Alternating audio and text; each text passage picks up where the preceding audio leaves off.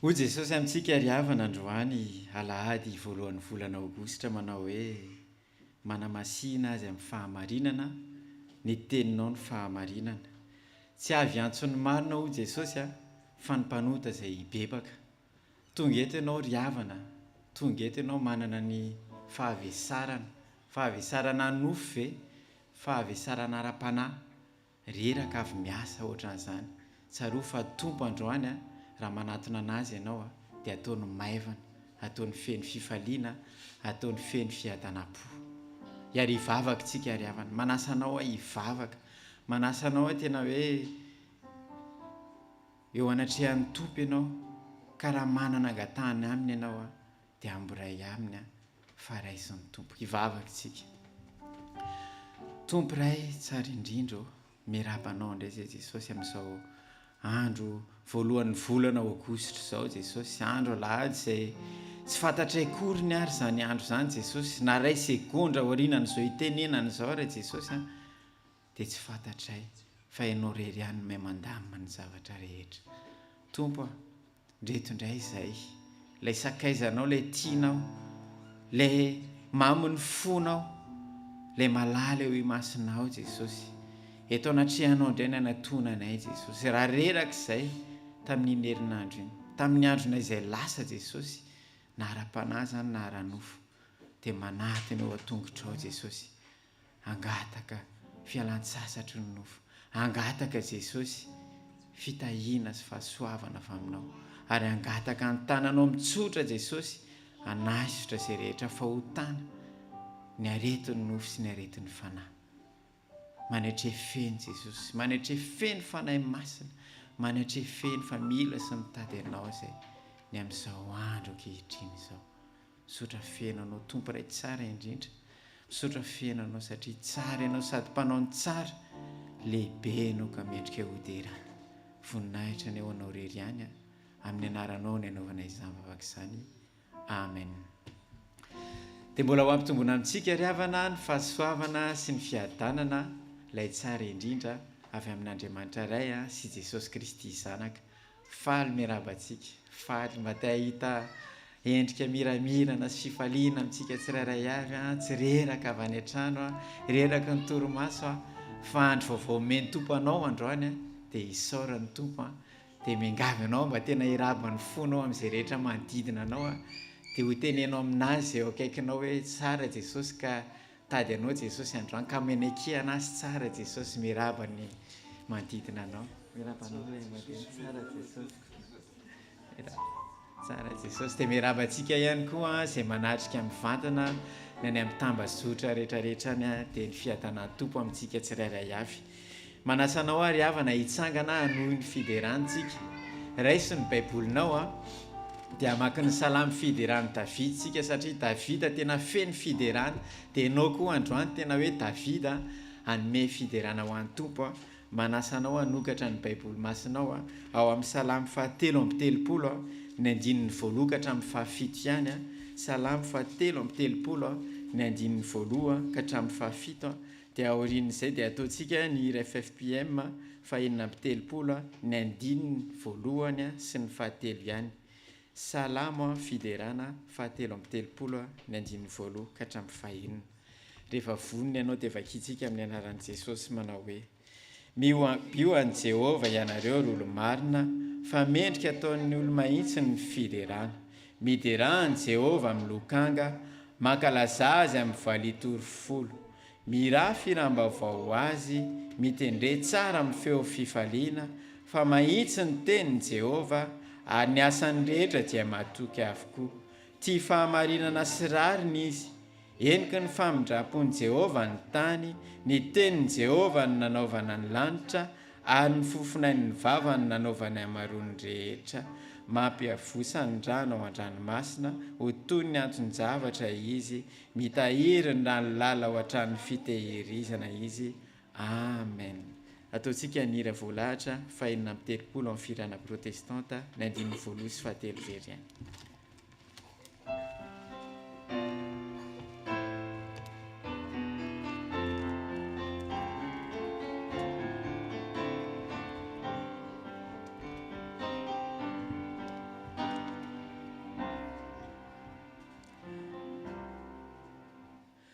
moaiko tamtaraina ny asoavana mifamataminaina ny fitiavana ny vahoaka sesena zay nahazo famonjena no idetrinay mpamonjy soa jesonodera jesonodera zaina tauni ambara jesonu tera uteraina lalandava uteraina lalandava ny anarana fa ny aizina ny sava eo imasona na tsy tiany sasany aza ny anaranao malaza zaho kosa akalaza azy re jesonodera jesonodera zay nataony ambara jesonu tera eny jesosy a jesosy reriany no teraina eo anatrehanao jesosy dia manondrika ny lohanay zay satria bitika tena bitika tsy arefesina ianao jesosy eo anatrehanay tsy arefesina tahaka ny fahalaviran'ny lanitra jesosy ny alehibiazanao tsisy fiafarana ankehitriny ara jesosy dia reto izay sakaizanao manatona anao jesosy a miondrika eo anatrehanao ny molotray ny tongotray mandoalika ny fanahinay jesosy eo anatrehanao mandoalika izay rehetra mombanay satria mendrika ho teraina ianao jesosy tsara ianao jesosy sady mpanao tsara be voninahitra ianao jesosy satria ho anao rery ihany ilay mpanjaka mahery tsara indrindra tompo ray masina tsara indrindra tianay eny jesosy ka mitoera aminay tsirairay avy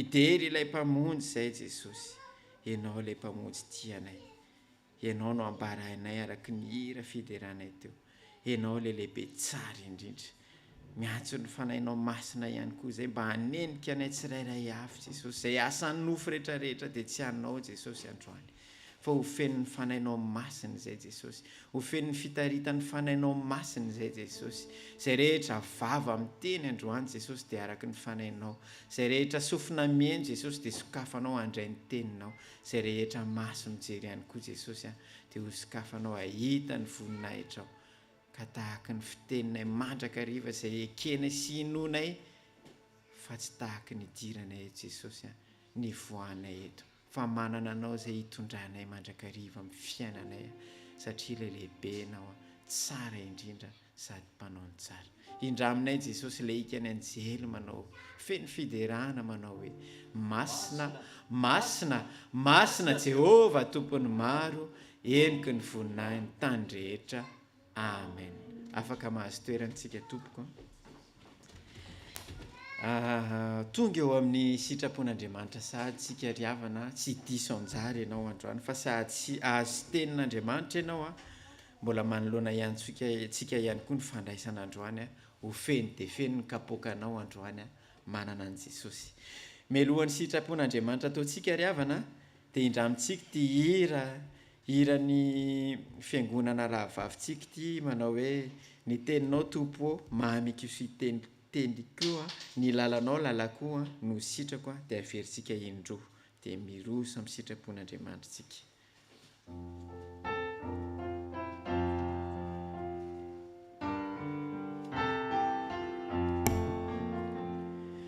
Ny teninao tompo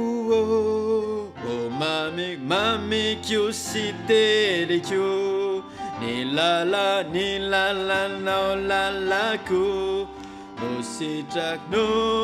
sitrako ny teninao tompo no mamekositeliko ny lalanao lalako no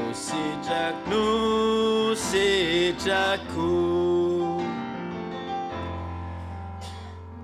Saotra ny tompontsika amin'izany iry izany a mamy dia mamy ny tenin'ny tompo a ka dia sitrapon'Andriamanitra tanteraka ho asy ho anao indray androany a dia manasa anao hanokatra amin'ny baibolinao any amin'ny Jeremia 5:10 ny 9:9. Jeremia 5:10 ny 9:9. Rehefa hitantsika dia vakintsika amin'ny anaran'i Jesosy irery ihany a satria azy ny teny. Amin'ny anaran'i Jesosy, hitako ny teninao ka nohaniko ary ny teninao no fifaliako sy firavoravon'ny foko. Fanatsoina tamin'ny anaranao ao Jehova, Andriamanitry ny maro. Amen.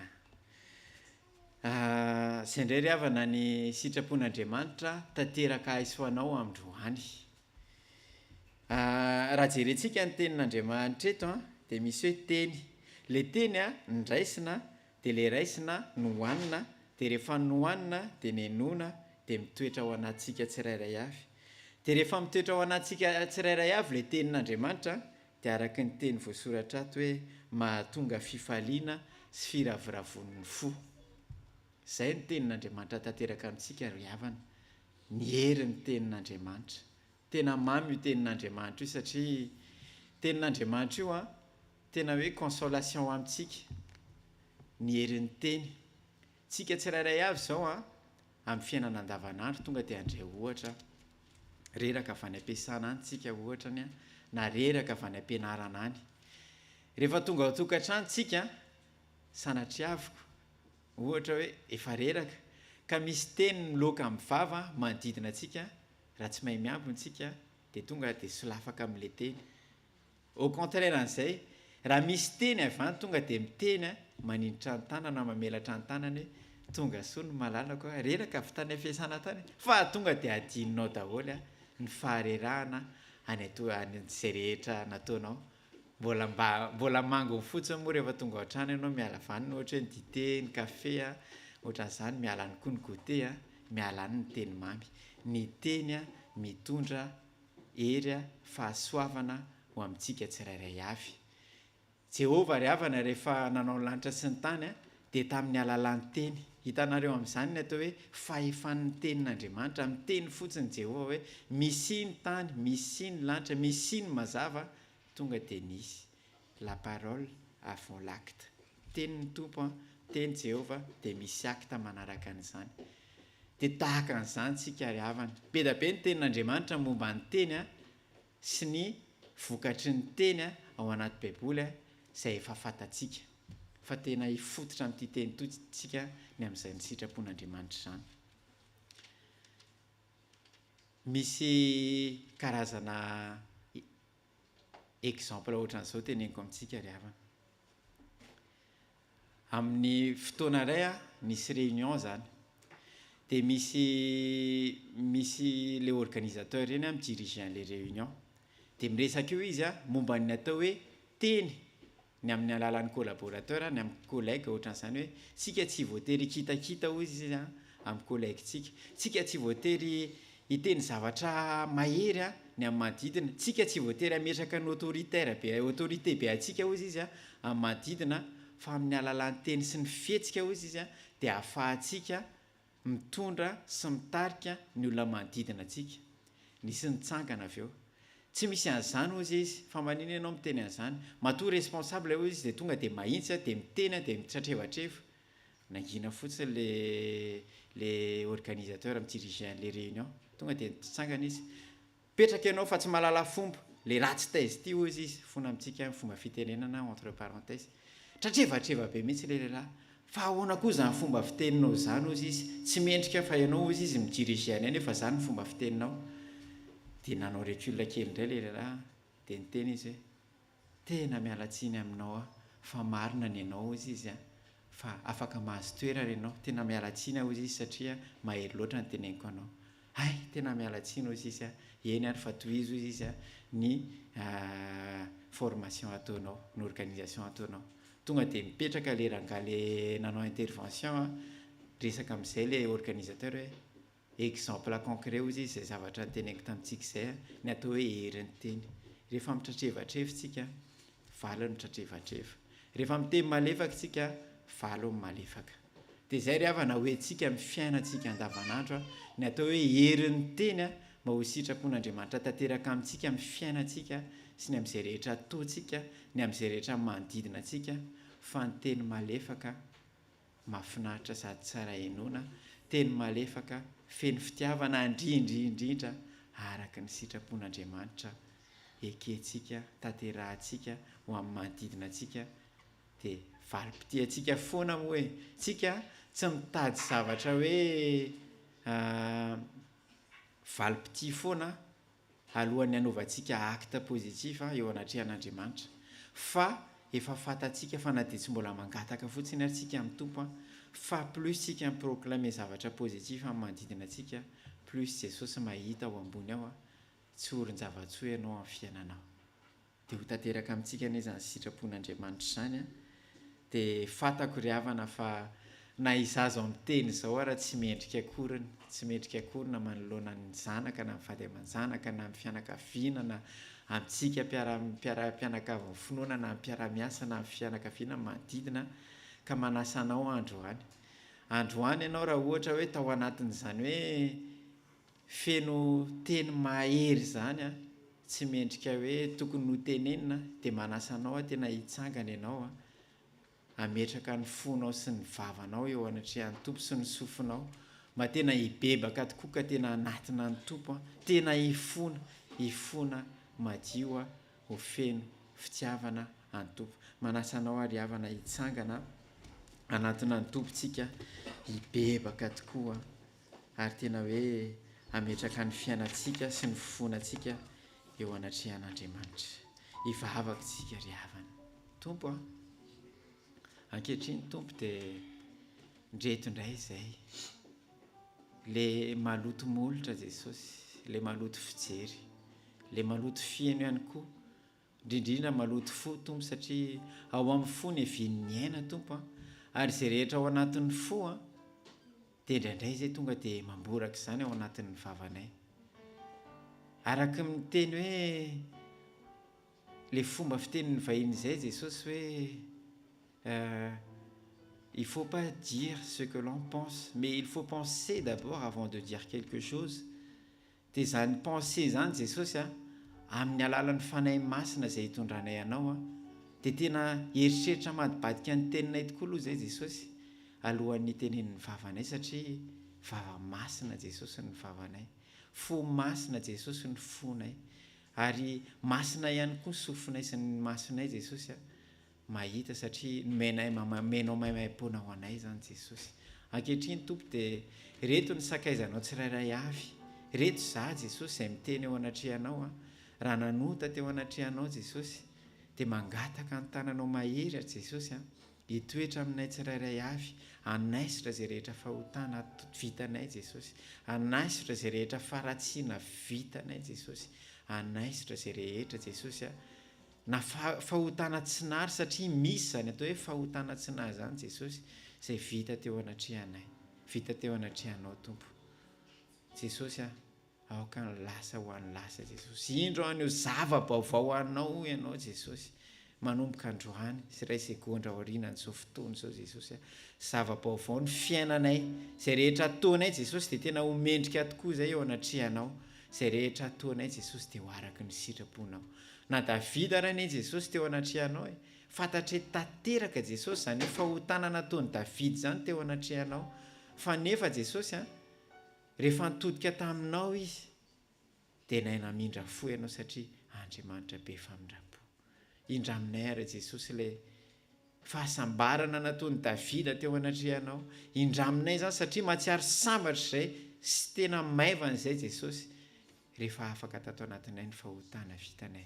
Ka indraminay zany fahasambarana zany Jesosy manao hoe sambatra ny olona izay voavela ny elona sy voasarona ny fahotany. Sambatra ny olona izay tsisy ain'i Jehovah eloka ary tsy misy fitaka ny fanahiny. Amen. Eo am-pitsanganana ihany tsika ry havana andray ny teny hoe teny famelan-keloka. Teny famelan-keloka manasanao hanokatra izany teny famelan-keloka izany any amin'ny Salamy 5:7. Salamy 5:7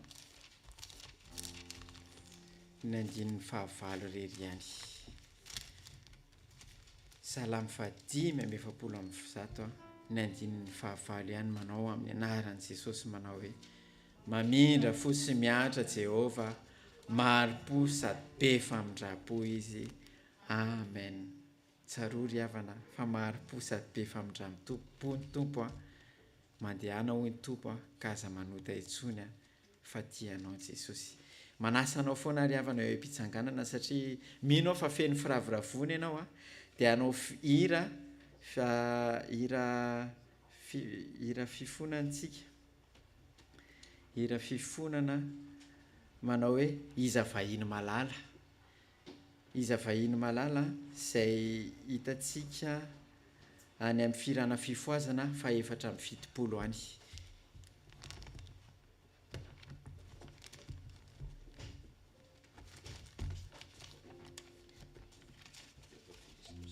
Fa 470 tompoko.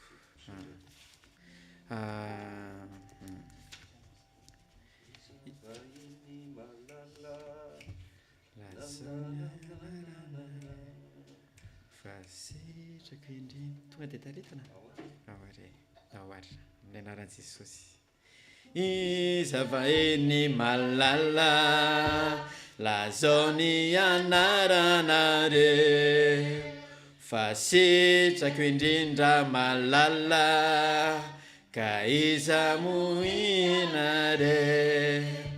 Sahay lay tena mpanota ka nay fanandraindra fo, na diso zahay ny mpanota ny loza tsy mbola nanjo. Fahiny sika ety fatompo tananary, amposy sakay zafa misy fiainana mandrakiza. Fahiny sika ety fatompo tananary, amposy sakay zafa isy fiainana mandrakiza.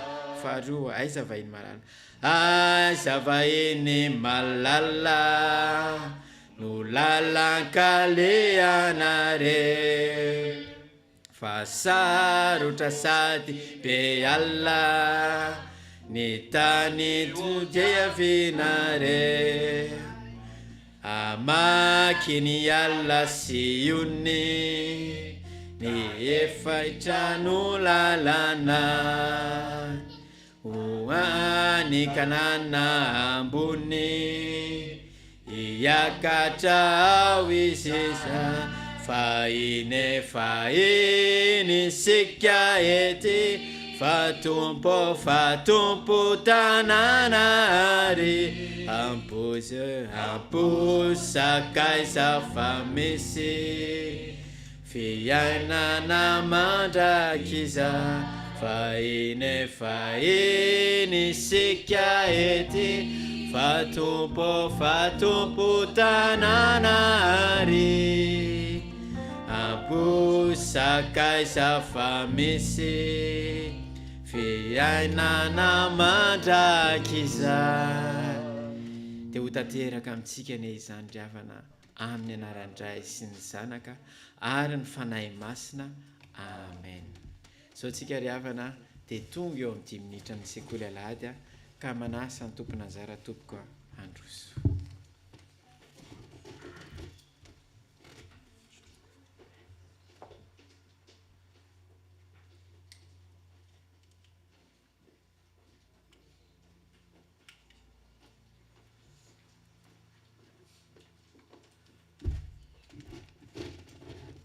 Bonjour les amis. Comme d'habitude, vous allez bien ce matin? Oui?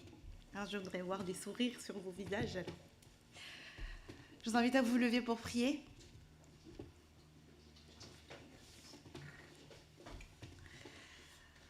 Seigneur, nous te remercions pour ce temps. Merci Seigneur pour ce dimanche. Merci Seigneur pour ce temps, Seigneur, où nous nous réunissons, Seigneur, pour célébrer ton nom. Merci parce que ta parole dit que si 2 ou 3 s'assemblent en ton nom, tu es là au milieu d'eux. Et merci parce que ta parole est vérité. Merci parce que tu es là parmi nous, Seigneur. Et vraiment, Saint-Esprit, je te demande d'agir en chacun de nous. Je te demande d'agir en moi aussi et de devancer, Seigneur, ce partage, ce 5 minutes. Que ça ne soit pas juste une habitude, Seigneur, mais que chacun de tes enfants, Seigneur, puisse recevoir leur part. Et Seigneur, fais taire le bruit de ce monde. Fais taire vraiment, Seigneur, tout ce qui nous empêche de nous concentrer sur toi, tout ce qui nous empêche de nous concentrer sur ta parole et que nos yeux soient fixés sur toi ce matin, Seigneur.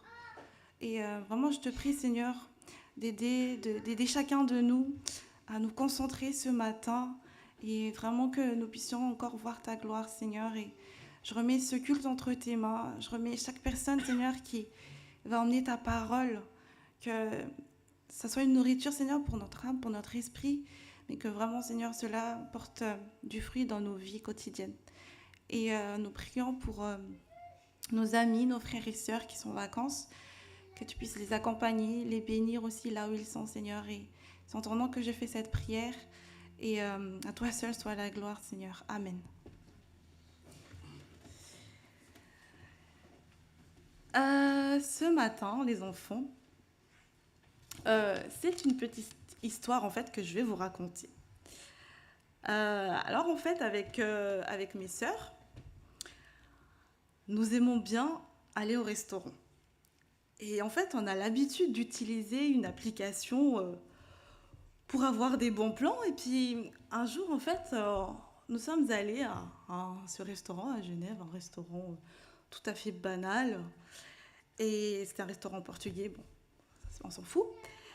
Mais arrivé devant le restaurant, on se regarde, on se dit, mais ok, c'est quoi ce restaurant? Oh là là. En plus, il n'y a personne. Le restaurant, il ne payait vraiment pas de mine. C'est genre, enfin, on se dit, mais ok, bon, bah, de toute façon, on a réservé, bon, puis on va y aller et voilà, quoi. Et on rentre, on commence à commander, puis nos plats, ils arrivent. Et à notre surprise, waouh, la présentation était bien, enfin, on va dire pour un restaurant comme ça. Et les plats étaient délicieux. Les plats, on ne s'attendait pas à ce que le plat soit aussi bon. On s'est dit, mais c'est un restaurant, bof, la façade, elle est moche, il n'y a personne dedans. Et pourtant, le repas était délicieux. Et au final, on n'a pas été déçus. Et cette petite histoire me rappelle que combien il est facile pour nous de juger les autres. On peut regarder comment une personne agit, les vêtements qu'elle porte, ou même les amis qu'elle a, et tout de suite mettre cette personne dans une boîte. Des fois même, on exclut certaines personnes parce que selon la façon dont elle nous traite ou la façon dont on voit cette personne ou dont on la perçoit, on exclut ces personnes. Et cependant, tout comme j'avais tort pour le restaurant en me disant « Ah, le restaurant pas très... Voilà, donc la nourriture va pas être très bonne. Et souvent, nos jugements sur les autres, sur les gens, peuvent être erronés aussi. Et la Bible nous dit dans Matthieu, je vous invite à ouvrir vos Bibles, si tu peux afficher aussi s'il te plaît Cassie, la Bible nous dit dans Matthieu, chapitre 7, verset 1. Est-ce que quelqu'un peut lire s'il vous plaît? Ne jugez pas afin de ne pas être jugé. Et la suite? Car on vous jugera de la même manière que vous aurez jugé et on utilisera pour vous la mesure dont vous serez servi. Amen. Merci Kalia. Donc voilà, la Bible nous dit de ne pas juger. Et autre chose à propos de juger les autres, c'est que cela rabaisse en fait le prix que Jésus a payé pour l'humanité. Jésus, il a donné sa vie pour toute l'humanité. Ça veut dire que chaque personne a de la valeur pour lui, que ça soit la plus populaire à la moins populaire, chaque personne compte pour Dieu. Et parce que chaque personne compte pour Dieu, lorsque nous jugeons les autres, en fait, on rabaisse le prix que Jésus avait payé pour chaque personne. Et du coup, si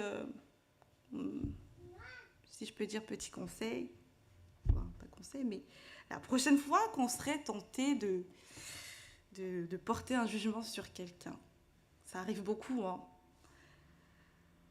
Et rappelons-nous juste qu'ils sont importants pour Dieu et prions le Saint-Esprit, prions Jésus pour que nous voyions la personne comme Dieu la voit.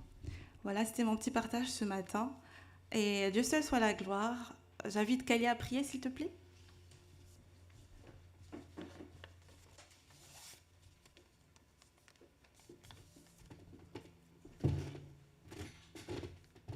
Prions.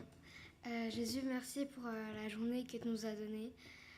Bénis tous ceux qui sont ici, s'il te plaît, Jésus. Jésus, aide-nous à ne pas à faire moins de jugements, s'il te plaît, Jésus. Bénis tous les malades, les pauvres. Donne-leur à manger, s'il te plaît, Jésus. Au nom de Jésus que je fais cette prière. Amen. Amen.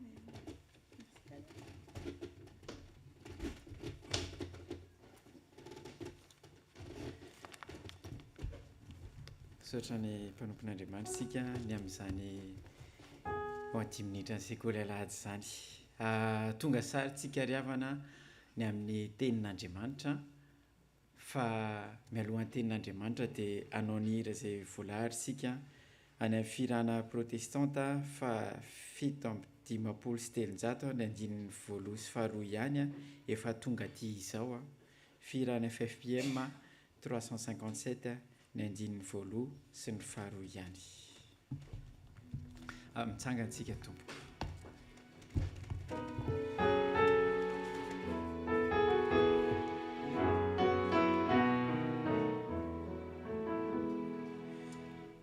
Efa tonga teza teny fiainana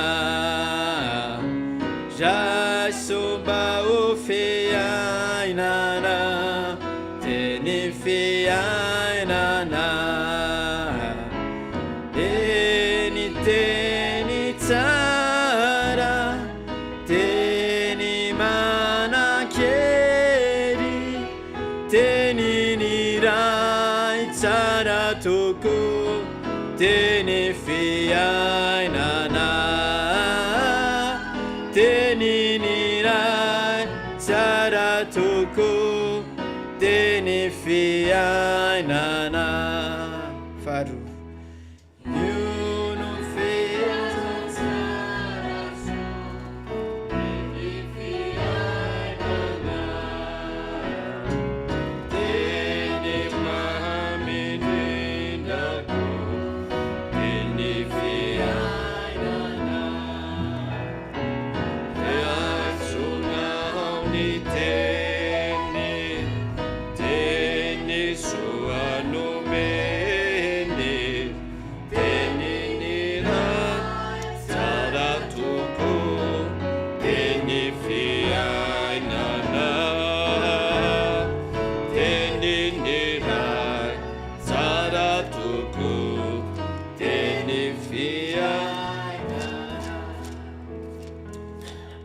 ireo mpitsangananao ihany vavakantsika tompoko. Voninahitra anao ilay Andriamanitra, ilay tompony teny. Ny teny ianao dia tanteraka ny fisiana ara-nofo ankehitriny mbola miteny aminay ianao. Isaoranay ny anaranao satria mbola maheno feonao izay ary mbola afaka manana izany fifandraisana izany aminao. Dia ao izay tsirairay avy manatrika présentiel eto, ary eo ihany koa ny rehetra izay manaraka izany Jesosy. Any amin'ny toerana misy azy, any amin'ny tsy takatry ny saina rehetra any, fa Andriamanitra ny lavitra dia Andriamanitra ny akaiky ihany koa ianao.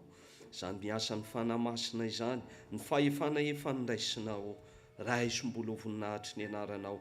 Ny voninahitro ianao tsy omeko ny hafa dia ho asan-dato avo ny fanevanao. Ho voninahitry ny anaranao rery any amin'ny anaranao Jesosy no angatahana izany. Amen. Petraka ianareo eny am-pitoerany.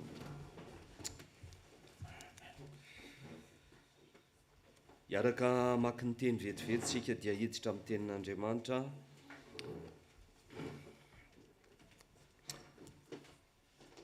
Ny boky Salamo toko voalohany, raha mitovy ny Baiboly dia ny pejy 470 raha mitovy ny Baibolintsika 470. Salamo andiny voalohany dia ao aorianan'izay tsika dia mitsambikina sady any amin'ny bokin'ny Matio toko 4. Raha mitovy ihany koa ny Baiboly dia any amin'ny pejy fahafito any amin'ny bokin'ny filazantsara. Vakiana ny teny amin'ny anaran'i Jesosy Kristy Tompo.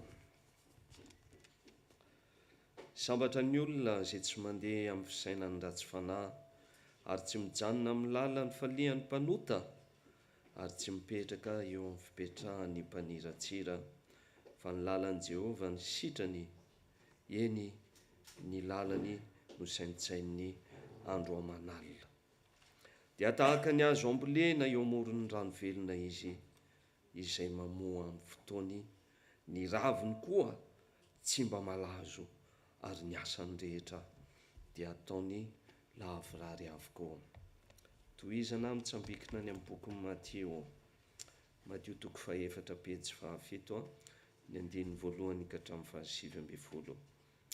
Ary Jesosy dia nentin'ny fanahy nakany anefitra, mba alainy devoly fanahy ary ny fahatianina. 40 andro sy 40 alina izy, ka noho ny afaka izany dia nanatona ny mpaka-fanahy nanao hoe raha zanak'Andriamanitra ianao dia teneno tonga mofo ireto vato ireto. Fa izy kosa namaly tsy mofy an'ny veloman'ny olona, fa ny teny rehetra izay mivoaka ny vavan'Andriamanitra. Safady ry havana fa misy zavatra tsy mikoly izany tenin'Andriamanitra izany.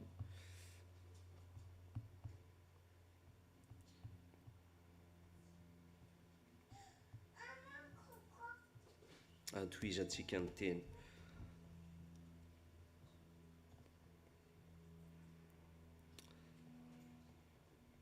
Dia nanatona ny mpaka-fanahy nanao tamin'ny hoe raha zanak'Andriamanitra ianao dia teneno tonga mofo ireo vato ireo. Dia hoy izy taminy, ka nanao voasoratra hoe tsy mofy an'ny veloman'ny olona, fa ny teny rehetra izay alokin'ny vavan'Andriamanitra. Ary ny devoly nitondra azy nakany amin'ny tanàna masina ka nampitoetra azy teo an-tampon'ny tempoly. Dia nanao tamin'ny hoe raha zanak'Andriamanitra ianao, mianjerahany ambany any, fa voasoratra hoe izy handidy ny anjeliny ny aminao, ary eny an-tanany nitondrandreo anao, fa ndra ho tafitohana amin'ny vato ny tongotrao. Hoy Jesosy taminy, voasoratra hoe koa aza maka fanahy an' Jehovah Andriamanitra aho. Ary ny devoly nitondra azy indray nakany an-tendrombohitra avo dia avo, ka naneho azy ny fanjakana rehetra amin'izao tontolo izao, mba mivonina ny tenanao taminy hoe izao rehetra izao dia omeko anao raha miakohako eo anatrehako anao. Fa hoy Jesosy taminy, mandehana ianao ry Satana, fa voasoratra hoe Jehovah Andriamanitra ao ny ankofanao, ary izy irery ihany no hotompoinao. Dia nandao azy ny devoly, ary indreo nisy anjely tonga ka nanatona azy ka nanompo azy teo amin'ny andin'ny faharoambe folo ary noho nyreny Jesosy fa efa voasambotry Jaona dia lasa nakany Galile izy ary noho niala tao Nazareta dia nakany Kapernaona izy tao amoron-dranomasina teo amin'ny zaratany Zeolona sy Naftaly ka noho natao izy mba hantanteraka izay nampilazain'i Isaia mpaminany ny tanin'ny Zebolona sy ny tanin'ny Naftaly ao amin'ny tanin'ny an-dranomasina any andafin'ny Jordana Galili tanin'ny Jentilisa ny olona izay nitoetra tao amin'ny maizina dia nahita mazava lehibe ary izay nitoetra tao amin'ny tany aloko ny fahafatesana noho ny mpisahany fahazavana ary tamin'ny andro izany no nanomboka nitoroteny Jesosy ka nanao hoe mibebay ianareo fefakaiky ny fanjakan'Andriamanitra ary nisy nitsangatsangana teny amoron-dranomasin'ny Galilea ary nitsangatsangana teny amoron-dranomasin'ny Galilea Jesosy dia nahita olona mirahalahy dia Simona izay atao hoe Petera sy Andrea rahalahiny nanarato teny amin'ny ranomasina fa mpanarato izy dia hoy Jesosy taminy andeha anaraka ahy fataoko mpanarato olona ianareo. Amen. Voninahitra ny ho an'Andriamanitra rery ihany dia gaga sy talanjona tokoa tompoko satria ny teny izay nisy ny fanomanana dia tsy izany teny izany tokoa ka io no nahagaga tokoa fa dia aoka ny fanahy ny tarika voninahitra ho an'Andriamanitra.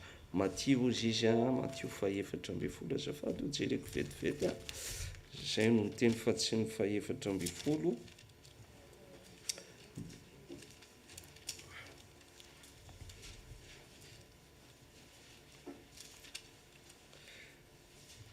andehantsika iaino izany tenin'Andriamanitra izany. Mamerina ny fiarabana amintsika tsirairay avy dia averiko ny fiarabany mpanompon'Andriamanitra teo miainga tany amin'ny nisy anao ianao izay niainga tany a Paris dia zavatra iray ny tao anatin'ny saina izay no lalana hitondran'ny tompo. Misy ny any ampanaovana vakansa manaraka an'izao fotoana izao, misy ny any amin'ny toerana maro samihafa tsy takatry ny saintsika manaraka ity fotoana ity dia mandray ihany koa ny tenin'Andriamanitra, isaorana an'Andriamanitra ao anatin'izay rehetrarehetra izay.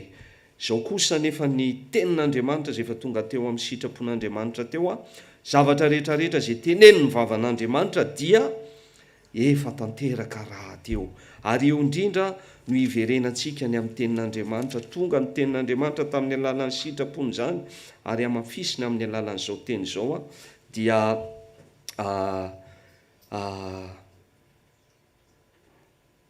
eo indrindra no amafisina amintsika tsirairay avy. Ny voalohany aloha dia hoe faly ve ianao, na raha adika amin'ny teny tsotra dia hoe mahatsiaro, sambatra ve ianao io mpanompon'Andriamanitra.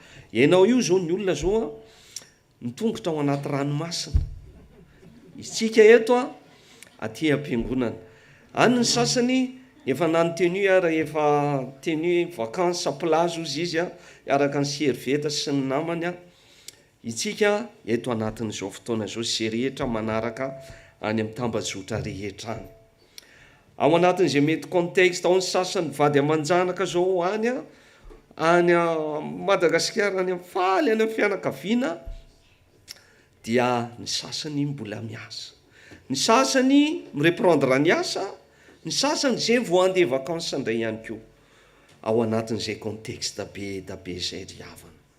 Fanontaniany tompo aminao, sambatra ve ianao? Ary izay mahasambatra anao izay mihitsy no anontaniana ao ny mitomboka any amin'ny nga président ka ny kely indrindra izao fanompona an'Andriamanitra zao. Mahatsiaro sambatra ve ianao? Mahatsiaro sambatra ve tsika? Mahatsiaro misy fifaliana ve? Fa raha ohatra ka tsisy izay mety ho zavatra mahafaly ana mety hoe satisfaction na dia atao fotsiny hoe personnel fanontaniana ny ataoko raha misy zavatra ataonao ka hitanao fa tsy mahafaly tsy mahasambatra maninona no mbola tazomina maninona no mbola atao ihany ary raha hita fa tsy mamokatra fa maninona mbola toizana ary samy mametraka ny fanontaniana ao anatin'izay teny izay misy vokatra ve eo amiko sy aminao dia samy hoe mba mieritreritra kely inona le vokatra dia mijery ianao ny ankizy zao efa lehibe ny ankizy zao efa miasa ny ankizy zao efa ao manambady ny ankizy zao lasa Madagasikara mba afaka manao vakansa ohatran'izao nitokantranonay ohatran'izao jerentsika le voretrarehetra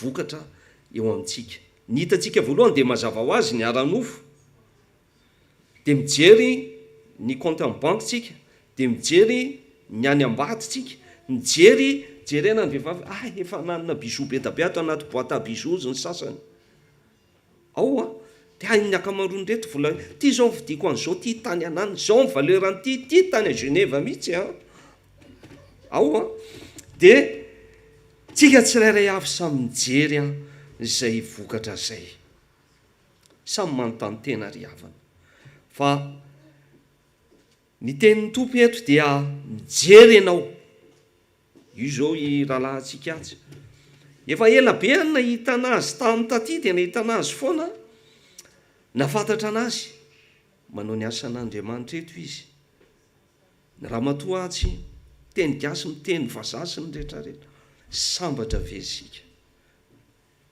ao ny asan'Andriamanitra dia samy mamaly eo tsika tsirairay avy sambatra sady sambatra fa ny teny tompo amiko sy aminao dia momba n'le vona fafy ry havana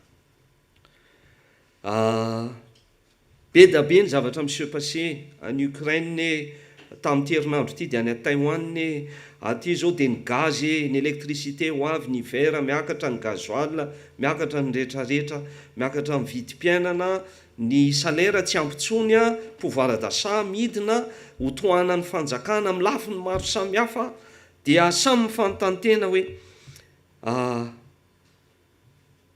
mitady zay tsy ampahisy ny problème na soi-disant hoe mba takotakona mba soutenable ny zavatra misy ny tena marina nefa ny de zao ny teny Andriamanitra dia ny zavatra anambarany vavan'Andriamanitra dia tanteraka avokoa ho avy ny firenena amely firenena ho avy ny haitany tenenina teo zao raha vao bloqué ny port Odessa tsy izy tsony céréales tout mila sokafana io fa en famine tout le monde entier marina ny tenin'Andriamanitra misy ny forêt préservé ny vazaha taona maro zany manao forêt zany any amin'ny sud zany angery havana tsy vitany 5 taona tsy vitany 10 taona firy taona tany arina tsy nety ny tapahany mihitsy ny azony fa ny anay ambolena tsara ary toanana tsara tomba mahitsy hoatrinona ny voalalany tao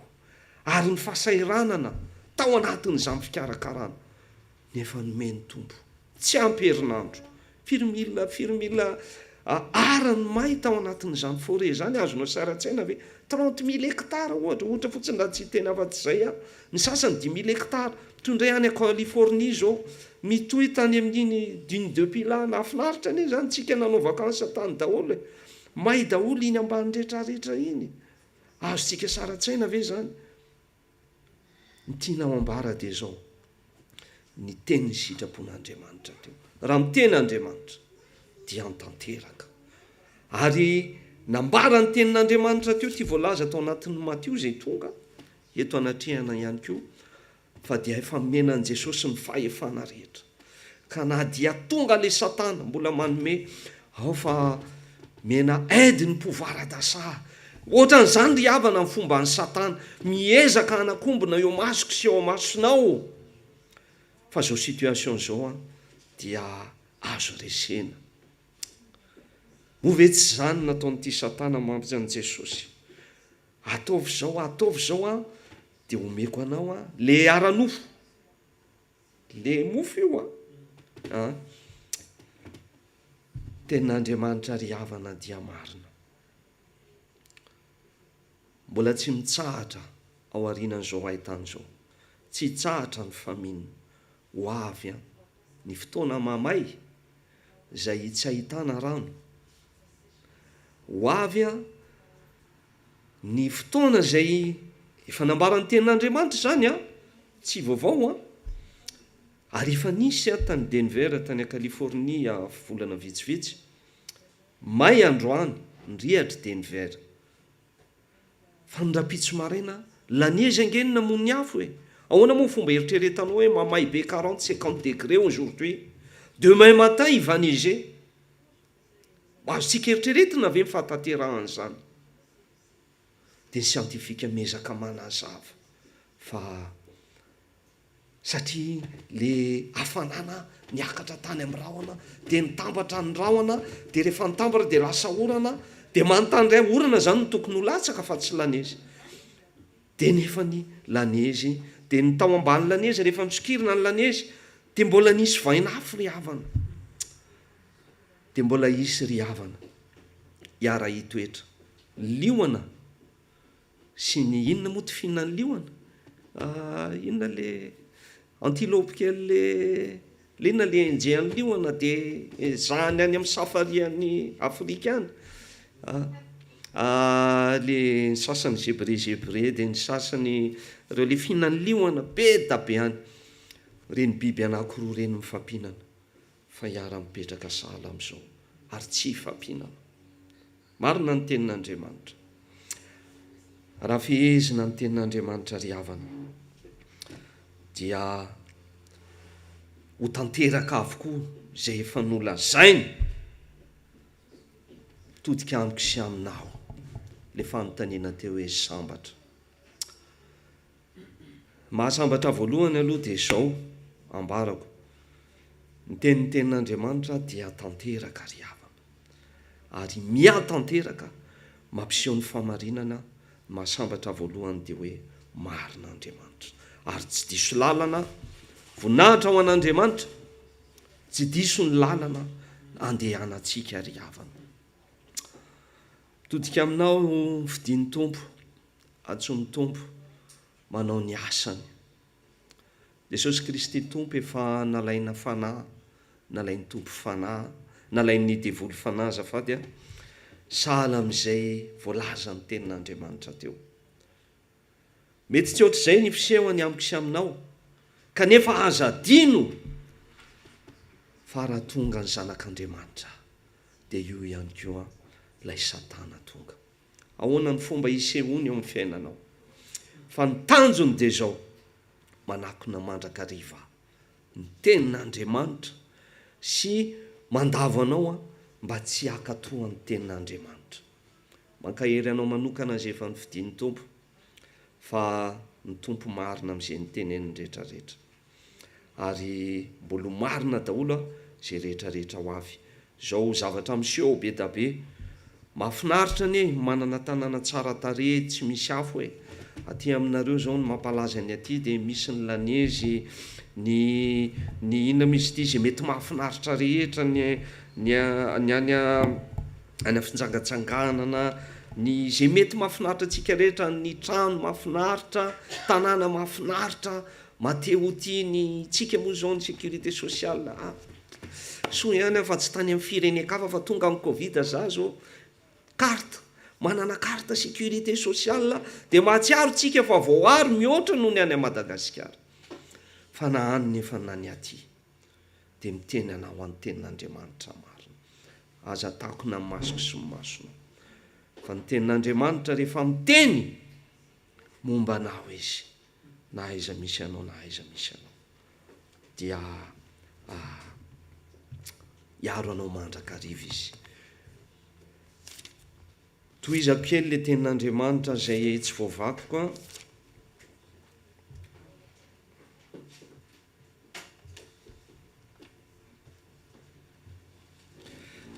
bokyny marika kely izy fa tsy matio azafady indrindra tompoko a. Bokyny marika toko fahaefatra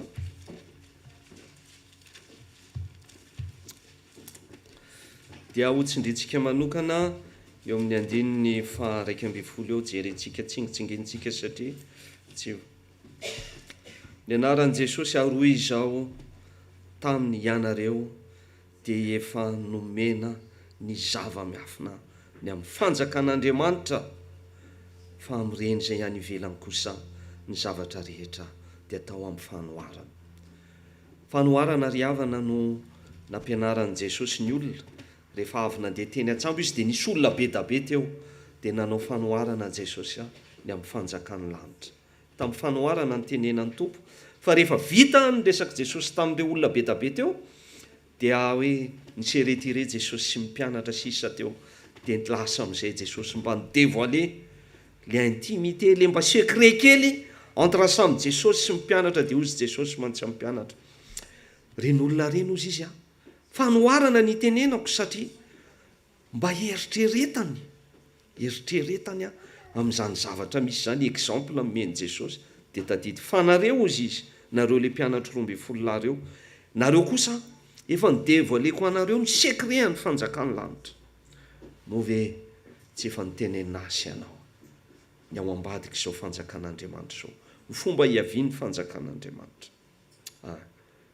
Ny anjarako sy ny anjaranao dia le mamafy dia toizany eo amin'io marika io ihany dia midina indray tsika ery amin'ny 9 ery marika toko faefatra ny 9. Naran'i Jesosy ary tahaka izany koa ireto ilay voafafy teny amin'ny tany mariva ambony vatolampy dia izay nandreny teny malaky mandray izany amin'ny hafaliana nefa tsy manapaka ao amin'ireny fa maharitra vetivety foana ka rehefa afaka izany ka tonga ilay fahoriana na ny fanenjehana no ny teny dia tafitohana miaraka amin'izay izy. Rehefa tonga ry havana ozy izy ny fanenjehana ny tonga ry havana inona koa ny teneniny teo ny fahoriana dia ho avy ny fahoriana eny amin'ity izao tontolo izao ty ary ao anatin'izany fahoriana zany aoka mba hitandrina zasy ianao mba tsy ho very ny finoana raha mety ho avy ny difficulté ny amin'ny aranofo mety miseho dia ndrao mampiemitra anao amin'ny tompo ry havana amin'ny asa fanompona makahery antsika rehetrarehetra zay efa niantsony ny tompo antsika rehetrarehetra mitoera tsara ary ataovy ny asa fanompona efa niantsonanao eo amin'ny toerana misy anao eo le tompo efa niantso anao tamin'ny anaranao naniraka anao ka azoko antoka amintsika tsirairay avy fefa miteny anao manokana amin'ny spécialité anao ny tompo any amin'izay misy anao tsirairay avy ary eo no tompoin'ny tompo aza merikerika teneniny etsy ambony etsy dia hoe misy ozy izy ohatrany hoe vonafafy na fafy teny ambony vatolampy dia naniry le izy fa ohatrany nisy anina ihany teo kanefa rehefa naniry le izy dia malaky naniry fa tsy nantsy ny oropaka dia avy eo nalazo dia ozy izy hoe misy teny malaky mandray amin'izany amin'ny hafaliana dia misy ry havana aoka tsy hanompa an'Andriamanitra namiditra amin'ny fiangonana amin'ny hoe ato ohatrany misy haim-panahy ohatrany mahazoazo hafaliana aza amin'ny safidy ny haim-panahy ry havana amina ambiance tandremikely ny fihetsem-po ry havana fa ny fihetsem-po ry havana tena lalana iray idiran'ny devoly amin'ny tahana amin'ny mpanompon'Andriamanitra. Misy mpanompon'Andriamanitra izay fatatsika na any amin'ny taizana ny any am-panena aiza amin'izay misy atsika eraka izao tontolo izao dia misy olona ry havana mandeha miezakazaka satria ato amin'ity fiangonana ity misy azahoany hafaliana ambiance kanefa ny kosa vetivety izy mandray dia vetivety izy adino ny tenin'Andriamanitra vetivety izy mandalo ao dia miteran'Andriamanitra tokoa sy ao anaty hafaliana fa le tenin'Andriamanitra tsy niorom-paka ka nanova azy. Dia misy mpanompon'Andriamanitra zay momba fantatro personnellement za rahalahy tsy maintsy vavaka atsy aho izy fa ohatrany ao mety amiko dia za zany nanontany tena le mety aminao ve sa le mety any raha ny tompo anao a no tokony ho enona voaloha no tokony ho ale voaloha fa ny mety amiko a dia raha za zao nanontanianao dia ny fiangonandrazako tato mambo eto a tao anina tao batisa tao anina tao an'ity tao anina tao an'ity raha jerena dia ohatrany hoe za fidèle amin'ny migarde an'izany de père en fils dia tokony tao a kanefa ny antsony antsony tompo tsy zay ry havana aoka hitandrina aoka tsy amin'ny hafaliana za fa aoka kosa le tenin'Andriamanitra mamaka miorona ka tanteraka araka ny teny sitrapon'Andriamanitra teo amin'ny ten'Andriamanitra dia tanteraka izany ry havana. Midina indray tsika eo amin'ny 9:20 eo amin'ilay marika toko 4 teo ry havana.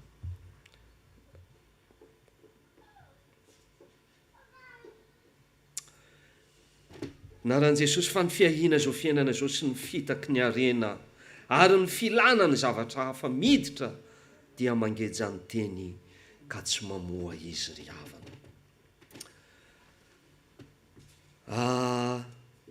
Ny filana pouvoir d'achat, ny filana miezaka mitady solution, za hitady karaha mambonimbony ohatra na izaranga zao tsy diso ary tena rariny ny fitadiavantsika tsary avy indrindra itsika ray-pianakaviana mba mijery comment je vais mettre en sécurité toute ma famille.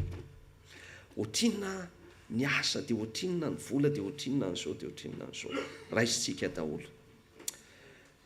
Teny tompo ato anefa dia miteny tandremo a so le fiahina le no lasa aloha dia rehefa le fiahina mieritreritra ny fitaky ny arena sy ny filana lasa aloha an'izay ametrahany tompo izay ry havana dia mangeja ny tena dia tsy mamoa ireo rehetrarehetra ireo ry havana dia sahala amin'ity fitaka apetraky Satana tsy hitombo ho an'ny mpanompon'Andriamanitra fa na dia Jesosy Kristy tompo ary dia isan'izay natakeny mivandravandra teo amasony ary Jesosy nandroaka azy nandroaka ny Satana ary eo ny tena hitena hoe mahasambatra satria efa menasy ianao amin'ny fahefana rehetra ry havana. Anitsaka menarana androaka ny devoly tsy natao an'ny akanjo fotsy sala amin'izao ihany fa n'izay rehetra mino ary izay rehetra nandray an'i Jesosy Kristy tompo ho tompo sy mpamonjy azy dia mitohy aho ny fanoloran-tenany amin'ny batisa dia mitohy aho zavatra rehetra. Aza mety fitahana koa ianao ry havana fa efa maty Jesosy io ary nanolotra izany raha ny zano anao. Ny fehany io dia nomena azy ny fahefana rehetra any an-dranotra sy ety an-tany ary efa nomeny asa ianao ny fanahy masina, nomeny asa ianao io fahefana io raha mino ianao dia aza mba hafenimpenina faharoa Satana raha mba tonga eo amin'ny fiainanao. Ary ny vokany dia zao ry havana mba jereo ny voan'ny hazo. Ny hazo tsara tsy mba mamovo ratsy ary ny hazo rehefa maniry dia misy karazana hazo sala amin'izao ry havana. Voatondraky ny rano izy dia nasiana zezika ny fotony dia tsara tareha ny hazo, ny raviny maitsomaitso be dia mova tsy mahafinaritra. Sahala amin'izay betsaka ny hazo fa rehefa tonga teo kosa Jesosy hihinana dia nijereny tsy misy voany ry havana. Aza isan'izay tonga aty am-piangonana foana mandray tondraka rano sy mandray zezika dia hoe nandray tenin'Andriamanitra dia faly dia ody rehefa avy eo. Fa mba jereo kosa inona ny voany mivoaka avy taminao? Misy voany mahasaka tsara ve? Misy voany mba azonao jerena ka hitany tompo tia ny voany avy amiko sy aminao. Ny tenin'ny zanakitsika teo, c'est très facile de apporter un jugement à quelqu'un d'autre. Aza mijery kory ny voany namanao eo akaikinao. Qu'est-ce qu'il a fait et qu'est-ce qu'il a eu comme fruit? Fa mba jereo ny fruit mivoaka avy any aminao.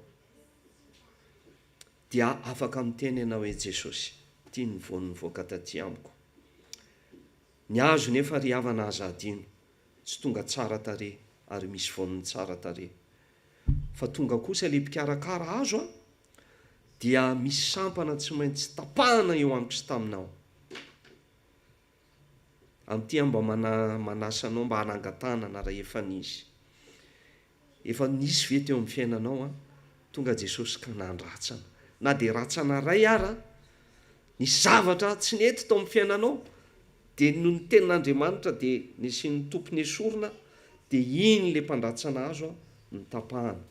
Teo amiko aloha nisy ratsana be da be mihitsy. Za manangatanana antsika. Samy manana ry havana. Ary fantatro fa na amin'io avy ary, dia mbola misy zay ratsana mety maniry fotsiny eo nefa tsy dia hisy ravina loatra efa fantatro ny tompo dia tapahany io. Mbola izy foana ny fandratsana ny tompo. Meteza ry havana ho karakarain'ny tompo ianao. Dia mba azo amo raviny be da be dia mo vokatra tsara. Ho an'iza zay vokatra zay ho any an-danitra any.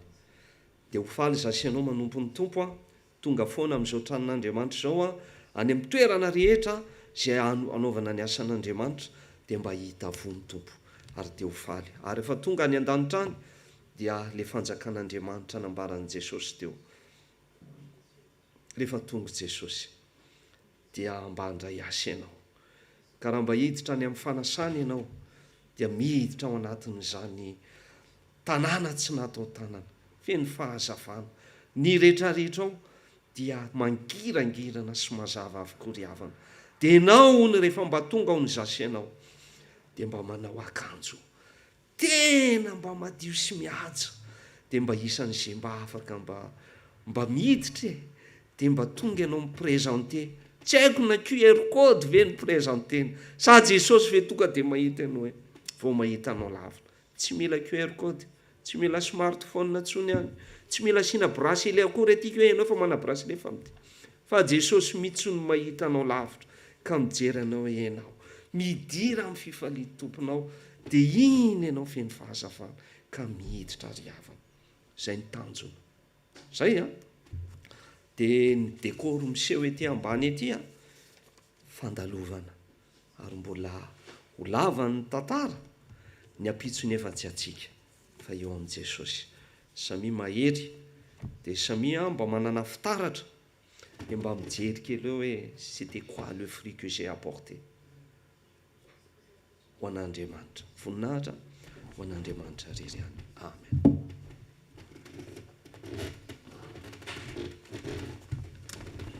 Saotra ny mpanompon'Andriamanitra tsika ny amin'izany teniny izany saotra amin'ray aman-drenitsika fa aina ho an'izay mahazo azy izy ary fahasalamana ho an'ny nofo rehetra ny tenin'ny tompo. Sao tsika dia manasa ny sampana korala hanao ny hira tompoko mandroso.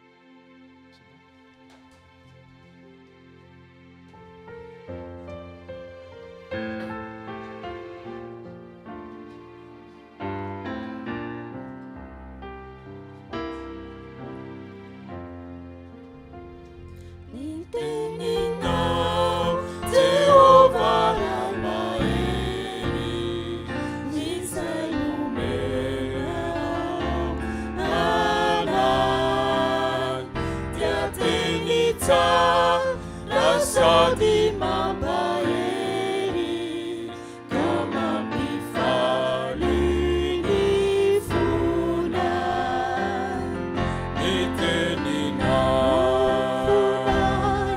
sakafo toko ny teninao ranonay sotry fototsy ny teninao no teny tsy mamaty maharitra mandraky izay.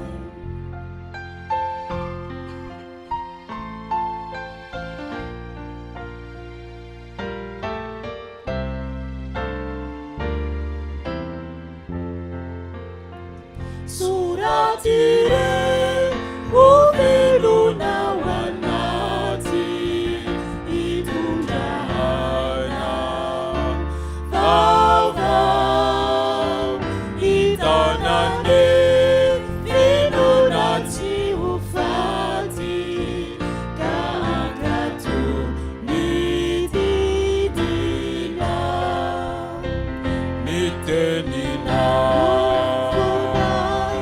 sakafo toko ny teninao sotry fototsy ny teninao no teny tsy mamaty maharitra mandraky izay ny teninao vonaina sakafo toko ny teninao vonaina sotry fototsy ny teninao no teny tsy mamaty maharitra mandraky izay.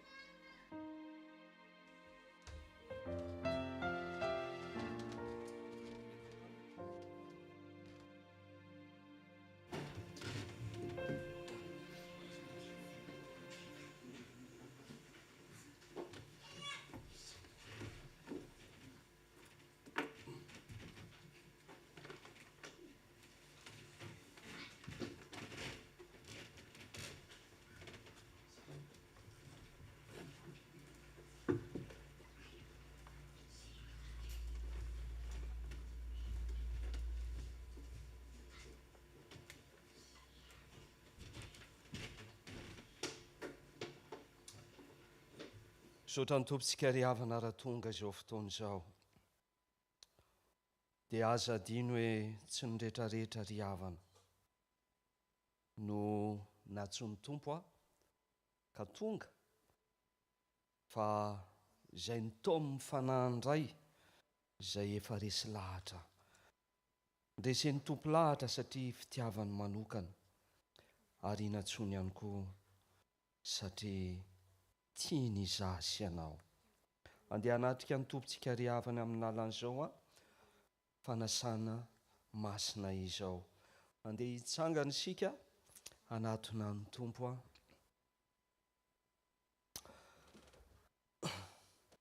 mba fantatrao ve ry havana fa ilay mpanjaka ny mpanjaka ange no manasa asy ianao ny amin'izao ora sy fotoana izao. Ary raha ny mpanjaka ny mpanjaka no manasa asy ianao dia misy ry havana konokononana mafy ao anatin'izany fanasana izany ho an'ny mpanomana. Ary mihoatra noho izay ry havana dia mamirapiratra sy mahafinaritra. Raha mba sitraka ao dia andehantsika hiditra ao anatin'izany fanasana izany. Andeha hanatrika ny tompontsika satria izy dia izy irery ihany dia miandry asy ianao hoe miditra izany vavahady hiditra ao anatin'ny fanasana. Vonina va ianao? Vavaka sika ry havana. dia indro izay Jesosy ankehitriny hitanao hitanao tokoa Jesosy ny tsirairay fantatrao na ny anarana tsirairay avy, fantatrao hatrany ankibon'ny renina tsirairay avy ary izahay, nefa nitoritoronao Jesosy dia tonga ianao ilay mitady anay ankehitriny, miantso anay indray, manasa anay manokana mba hiditra ao amin'ny fanasanao Jesosy, dia ary hisakafo aminao, dia hiditra ao Jesosy, hitady anao misaotra tompo ao anatin'ny fanasanao ao ianao Jesosy, lay tompo mifanasana, miantso ny tsirairay mba hiomana ihany koa Jesosy, mba hitafy ny fitafy mendrika ny fanasana toy ny amin'ireny fampankarambady, dia manomana anay tokoa ianao ka mba manafanafatra anay raha mba isan'izay nasainao izahay, dia hoy ianao mba fitafy madio, izany no angatanao aminay, ilay fotsy madio. Misaotra Jesosy malalo. Amen. Jesosy ry havana, raha mba miantso azy ianao mba hiomana rihitra amin'ny fanasana izany, dia mba hirano mihitsy zasy ianao, tsy mba tiany mipentipentiny, mbola mba hitafy akanjo madio, miendrika niditra ny amin'ny fanasana. Na foy ny aiko aho anavotako anao ka nalazako ny rako, nisoloako anao. Hira fa 7:100 hira amin'ny FFPM mariavana ataontsika eo pitsanganana eo.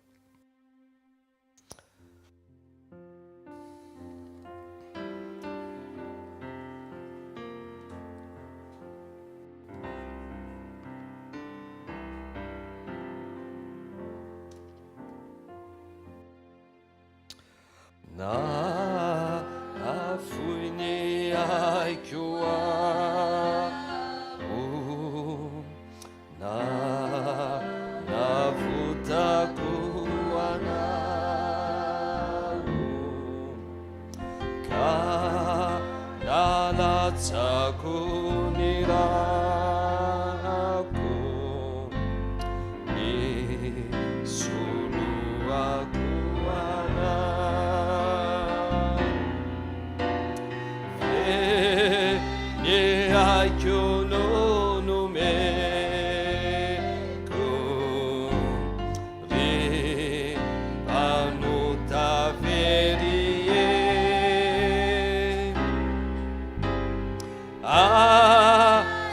saya fuina reba uai tumpuna.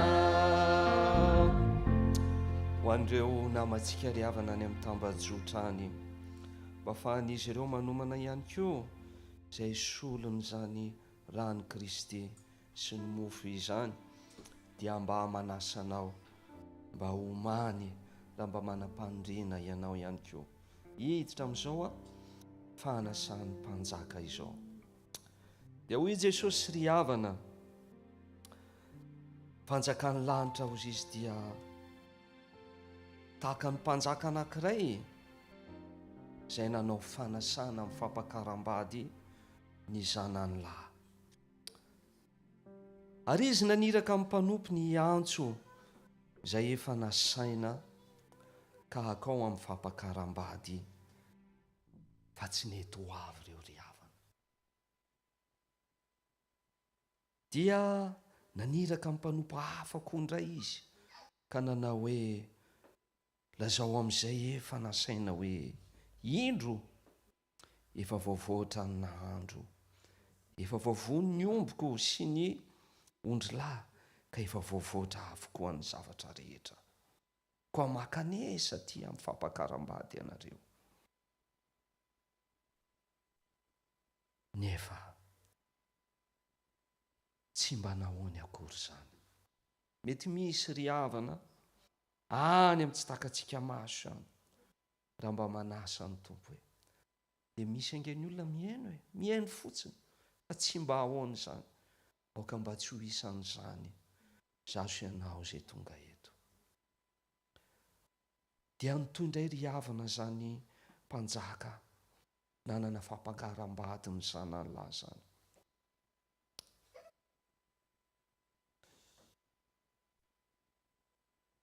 Dia andoha izy ny mpanjaka hoe mandehana ara teneno ny olona rehetra rehefa tsy mety ny nasainy.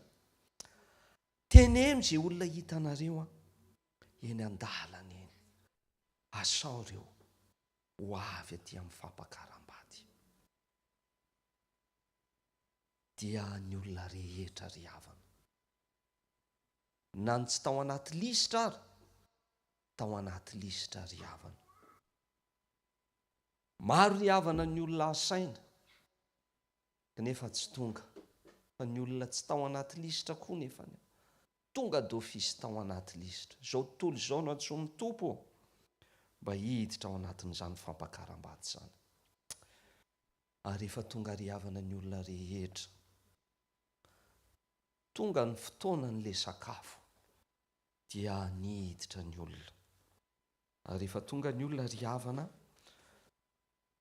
ny seprezante naka toerana tao amin'ny fanasana dia nisy tamin'izy ireo tsy mba niomana akory, ary tao anatin'izay tsy fiomanana izay ry havana, fitafiana sahala amin'ny eny ivelany le tsy miendrika no entina manome voninahitra izany mpanjaka izany. Dia tonga amin'ny mpanjaka ry havana ka niteny taminy dia namoaka azy, niteny tamin'ny mpanompo ka namoaka azy hivoaka tsy ao anaty fanasana. Zao sy anao ry havana ankehitriny, aoka mba tsy tahaka ireo olona ireo. Fa raha andeha kosa hiditra amin'izao fanasan'ny tompo izao ianao, andeha mbola omeny tompo fotoana miomana amin'ny fitafy madio. Asan-drato amin'ny tompo ny fotsika, ndeha hiatrika ny voninahiny. Tsisy afa-tsy mifanetretena ry havana. Ary tenin'ny hira teo hoe fanafoin' Jesosy any an-drano azy ianao, mba hanadio anao, andeha mbola bebaka eo anatrehan'ny tompo, mba tsy hidirantsika eo amin'ny fanasany amin'ny fitafiana tsy mendrika. Hivavaka sika ry havana.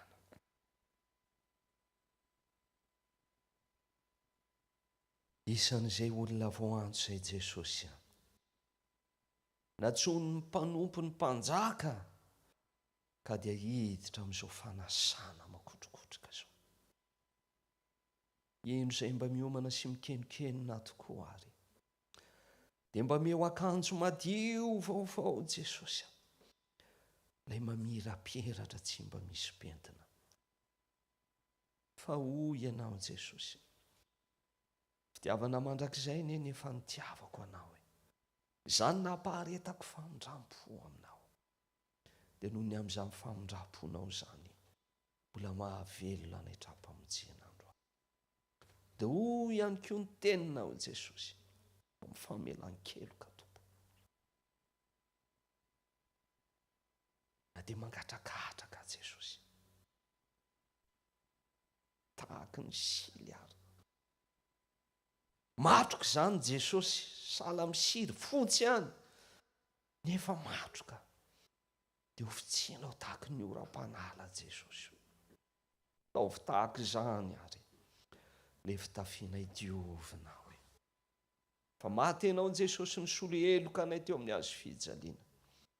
Mitondra fahoriana ianao mitondrana ny eloka dia raha kofon'ny ranao hatrany an-tampondoka hatrany am-paladia, ireo rehetra Jesosy manolo tena ka hiditra ao amin'ny fanasana. Vonina tokoa hiditra ao amin'ny fanasan'ny mpanjaka. Diovy izay ho voninahitry ny anarana. Amin'ny anaranao Jesosy, izany no angatana izany. Ary le salamin'i Davida mpanjaka Jesosy io, izany mbola riarianay ka mbola hifalianay miara-midera amin'ny Davida mpanjaka foana. Averinay impiry eo ambavanay fa sambatra ny olona izay tsy sain'i Jehovah eloka. Sambatra izay Jesosy io. Raha mba isan'izay no sasanao, voninahitra ny anao rery dia ireny mandrakizay ny anaranao. Amen. Petraka ianareo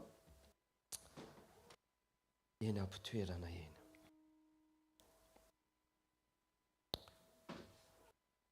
Hoy Jesosy ry havana, raha tonga tady ny mpianatra izy ry havana ka hiditra tao anatin'izany fanasana izany. Satria Jesosy Kristy tompo rehefa tonga ny fotoana ry havana, tsy maintsy andehanany dia efa fatany fifakaiky ny fotoana. Ary efa akaiky ny fotoana ry havana dia mba tonga Jesosy mampiomana. Karazana efa manome indisy ny mpianatra ry havana, fa indrindra koa mba nanao invitation niarany sakafo tamin'izany andro izany. Dia eo Jesosy ny nanafatrafatra ry havana sahala amin'ireny andeha ka mifanao veloma dia hoy izy mantsy mpianatra.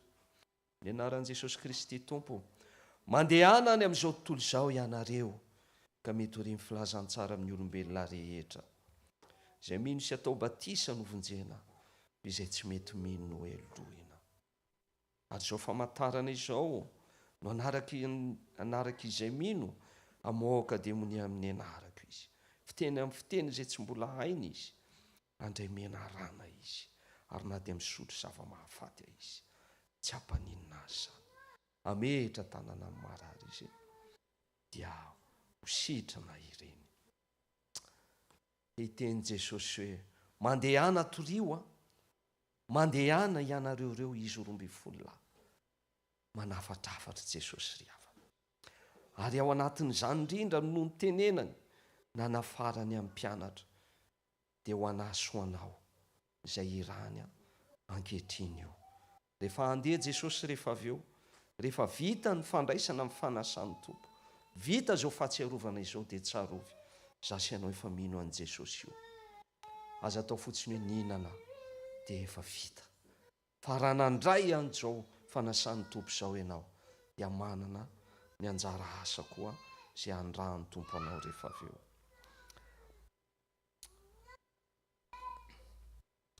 Eo ny ampanajana ry havana ny teny izay anondrenan'ny tompo azy ao fanasana masina izao. Mba hoy Jesosy, lazaiko aminareo marina dia marina tokoa, raha tsy mihinana ny nofon'ny zanak'olona sy misotro ny rano ianareo, dia tsy hanana fiainana ao aminareo.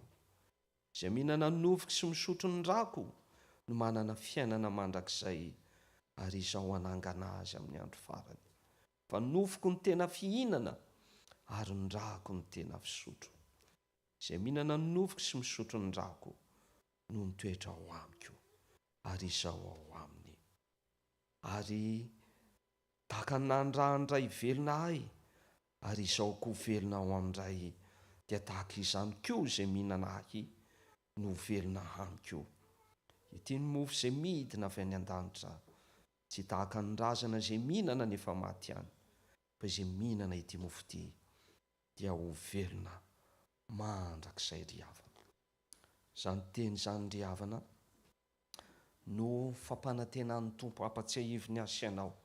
Raha avy mihinana izao mofo izao sy misotro ny rano ianao, dia ale Jesosy mihitsy no efa velona ao anatinao ao ka manohy izany asan'Andriamanitra eo amin'ny toerako sy eo amin'ny toeranao izany ry havana. Dia hoy indray Jesosy ihany koa ry havana,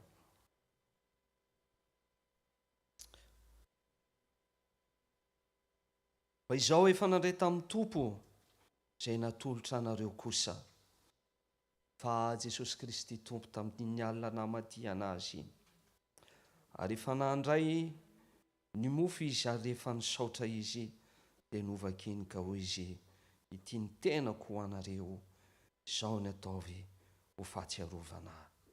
Dia arak'izany koa ny kapoaka rehefa nihinana dia hoy izy ity kapoaka ity, le fanekena vaovao amin'ny rako. Izao nataovy ho fahatsiarovana, naoviana no misotro sy mihina ianareo.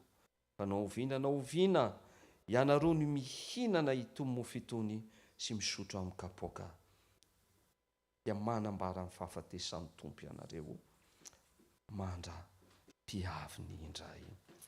Amen. Ataontsika ho mpitsanganana riavana ny hira 7:500 andeha hitsangana isika riavana anao zany hira izany.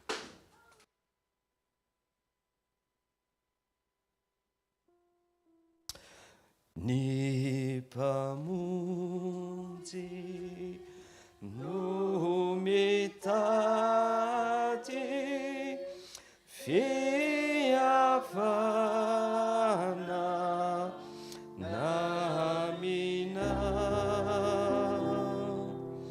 izy noma nambitambi anatuna nawisa saumanjari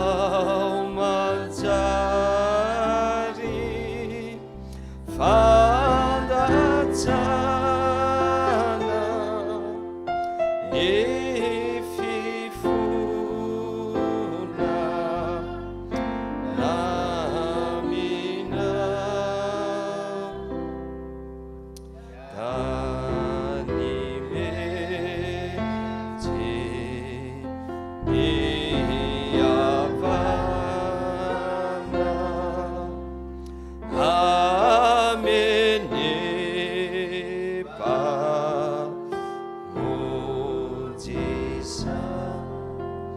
tieny mbola misy ny hafananaka mangoraka ny fo, tieny misy hafanana ka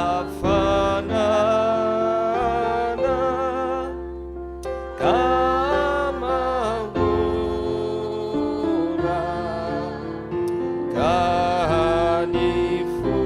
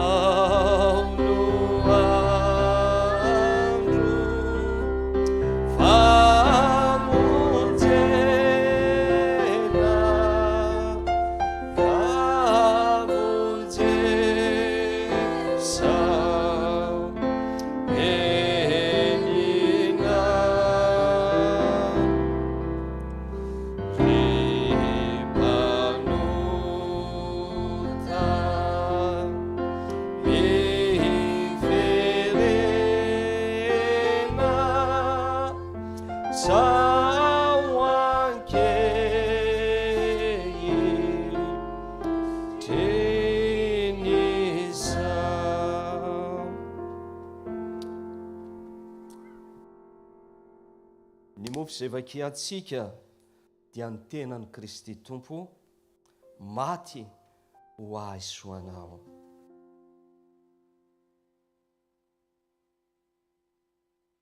Ny kapoaka ny firaisana dia ilay ran'i Jesosy Kristy Tompo, ilay fanekena vaovao nalahatsa ho an'ny rehetra ho famelan-keloka.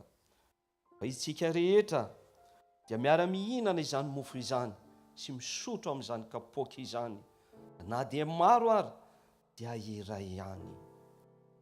Amen. Andeha hangataka amin'ny fanahy mason'ny tompontsika ry havana, hidina amin'izao famantarana izao, ary indrindrindrindra mangatany fanahy mason'ny tompo ho aminao, bavaka isika. Indro ankehitriny Jesosy, ireo ny famantarana no tenendrinao.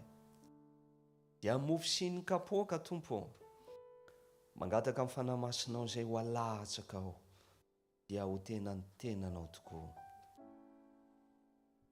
Ny raha nosotroana dia ny ranao tokoa, hoe ny amin'ny vahoakanao tsirairay avy ihany dia ilay nofinao sy ranao, ilay tenanao mihitsy ho iray ao amin'ny tsirairay. Hitanao Jesosy eto anoloana, reto ny diako nandray izany voalohany Jesosy. Mangataka aminao Jesosy ilay fanahy masinao anie, efa nitsonao ny tsirairay tamin'ny anarany, ka afahany manao izao fanompoana izao Jesosy malalo.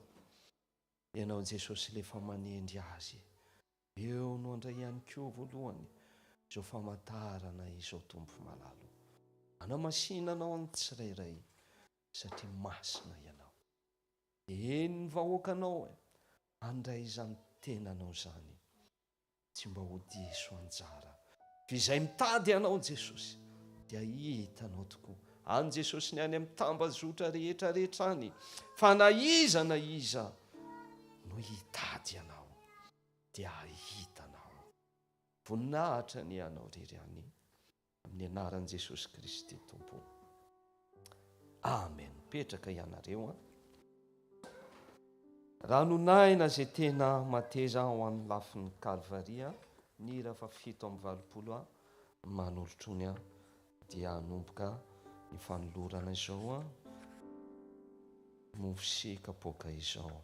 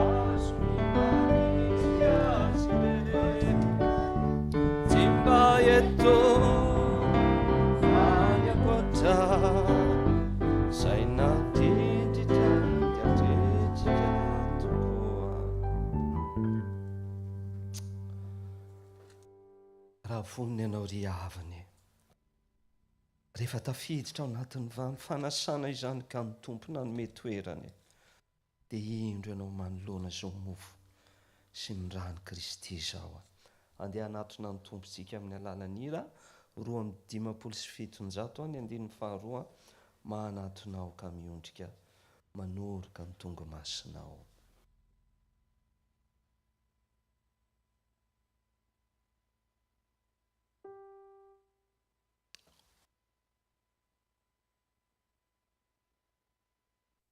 Manatonao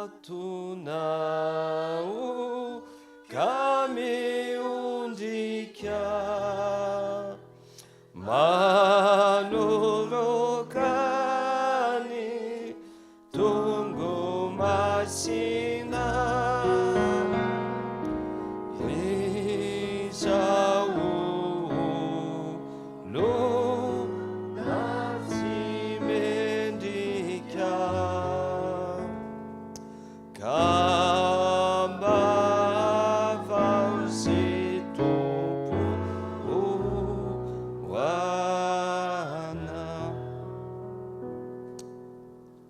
Hoy Jesosy Kristy tompo, tia ny tenako izay nomena anareo, izao ny ataovo fahatsiarovana na oviana ny mihinana ianareo, ka misaorany tompo ao am-ponareo.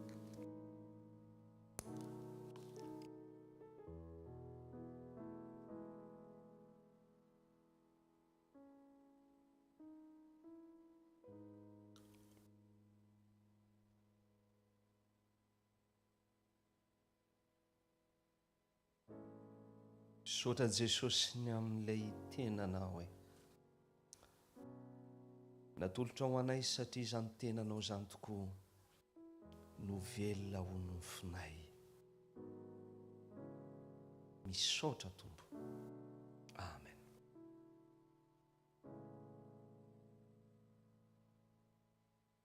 Ny rano fisaorana ilay kapoaka ny fanekena vaovao izay nalatsaka ho an'ny rehetra ho famelan-keloka. Misaorany tompo ao am-ponareo.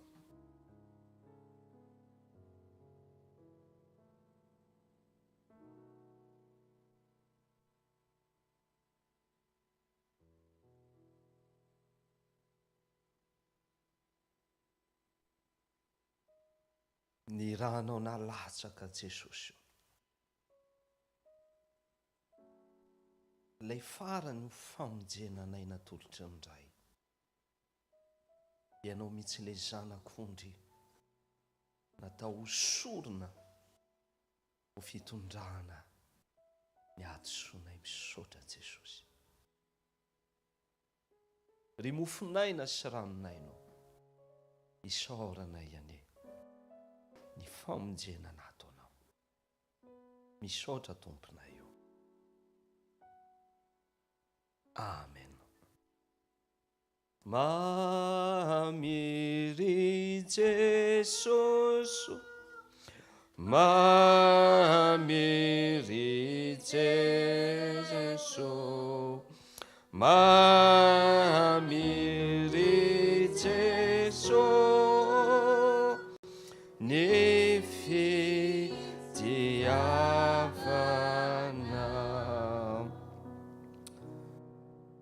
Sandriavana ny fitiavan'i Jesosy asianao hoe raha mba sahala amin'izay ny tiavan'i Jesosy asianao, aza mba atao latsaka an-tany. Mandrak'izay maharitra mandra-piaraka sy mpialanao eto amin'ity tany ity. Tsy miova Jesosy. Tia azy tianao. Ianao kosa ny amin'izao sisao. Meteza ilay azo, mety ratsanana ry havana, ary mandrobona sy misy voa ho voninahitry ny anarany. Vavaka isika. Misaotra Jesosy malalo ny amin'ilay fitiavana faran-tampony. Namonjenao anay teo a-tampon'ny Kalvari. Jesosy tsy hainay intsony ny mihoatra ny amin'ny tenin-drazanay inona no malaza mihoatra ny fisaorana. Fa ino izay Jesosy mihindrana indray ity fiderana sy fisaorana nataon'i Davida mpanjaka manao hoe misaoran'i Jehovah ary fanahiko ary izay rehetra ato anatiko. Misaorany anarany masina.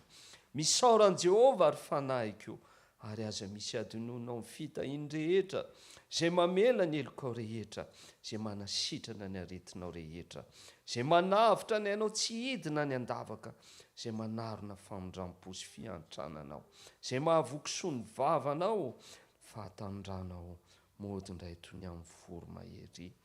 Amen.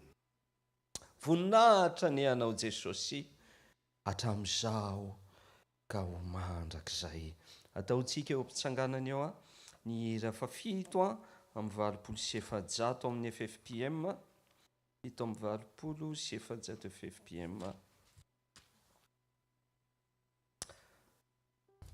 Editsika anehoana sahady zany fifaliana, anehoana zany fanavao zany tompo asianao, fanavao zany izay mahagaga tokoa nomeny Jesosy sy ahy ireny.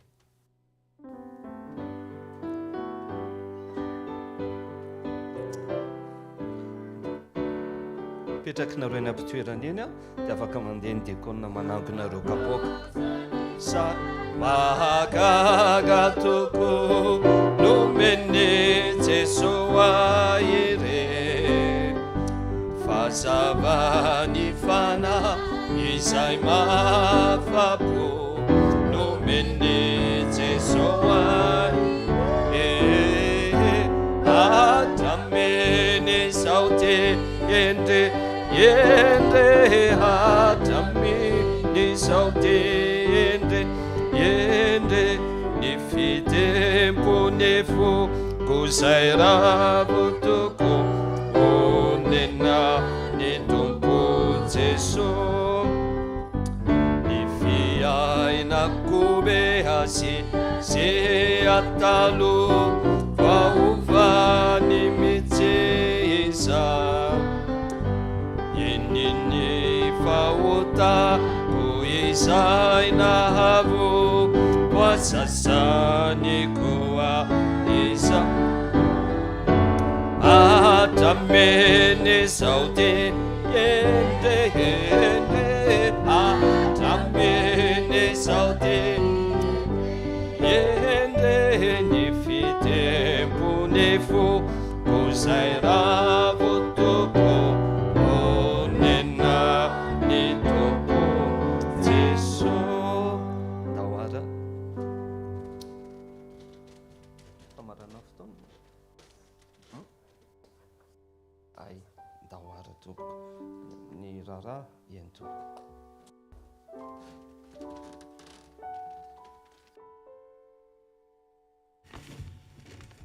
Sotra ny tompontsika any amin'izay fandraisana ny nofony sy ny rany izay tamin'ny mafy izay anananao mba tsy hisy aka ny satroboninahitra ao dia tany mafy Jesosy ilay nofo sy raha ao am-ponao mba tsy hisy aka. So tsika riavana dia tonga eo amin'ny filasan-draharaha ka manasa ny ray aman-dreny tompoko amin'izany andraikitra izany.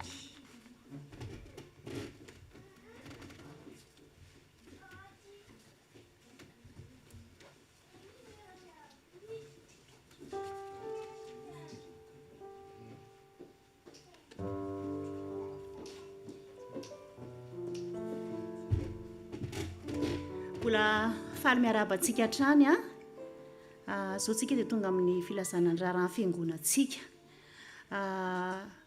Tsy dia misy ninona loatra fa tahaka ny mahazatra dia ny semaine tsika dia tahaka an'izao. Ny mercredi ny fivorian'ny birao amin'ny 9 izany hoe misy mesazy mitenin'ny birao ny amin'izay. Ny samedi aussi misy koa ny fianarana chorale, ny louange, mandefa mesazy eo moa ny tsirairay avy amin'izay fahafahany tsirairay zany vakansa moa tsika zao dia somary vitsivitsy ny sapany. Misy koa lazana koa nareo fa misy ny maraim-baovao amin'ny enina tsy tapaka mihitsy ny fiarahana mivavaka amin'ny maraim-baovao manomboka amin'ny enina maraina, ny mardi sy ny jeudi zany manomboka amin'ny enina maraina misy ny maraim-baovao. Dia ny lahadintsika ny fidirantsika eto amin'ny 10h30 any dia izay ngamba ny raha. Dia misaotra ny ray aman-drenitsika tonga taty amintsika ny ray aman-drenitsika ny mparay aman-dreny mpanompo Dadamanitra avy any Paris sy ny vadiny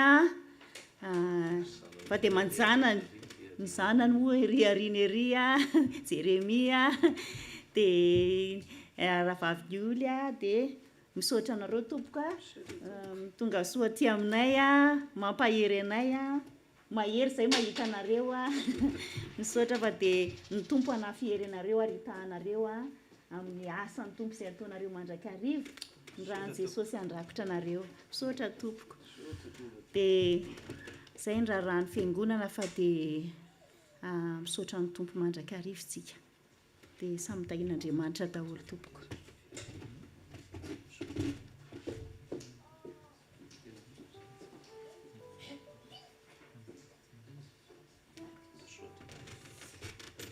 moa fampiheraka ilato moa zese ny tompon-draharaha fa fanampiny kely angamby iraisantsika rehetra raha ny fantatsika moa da tompero ny any amin'ny 95e anniversaire ny manolotrony amintsika miteny izao dia tena ao anatiny dia ao anatiny tokoa ny tsika ty ampitan-dranomasina moa reny efa niarahantsika reny dia indray aman-dreny lasany ary goavana dia goavana tokoa ny zavatra miandry any manolotrony amin'izao fotoana izao ny angatahana amintsika zanaky ny FBTM rehetra moa dia fitrotroanam-bavaka ny zany 95e anniversaire izany dia misokatra raha teo ihany koa zany ny fankalazana eraky izao tontolo izao an'izay 95e anniversaire izay dia fanomboana ihany ny any manolotrony fa atsika isaky ny faritra ihany koa mijery zay mety ho tandrify mijery zay mety ho vita mba entina anamariana an'izany amin'ity taon'ity dia tsy adinontsika ny isa-paritra ny mitondram-bavaka izany fotoana izany amin'ny 17 no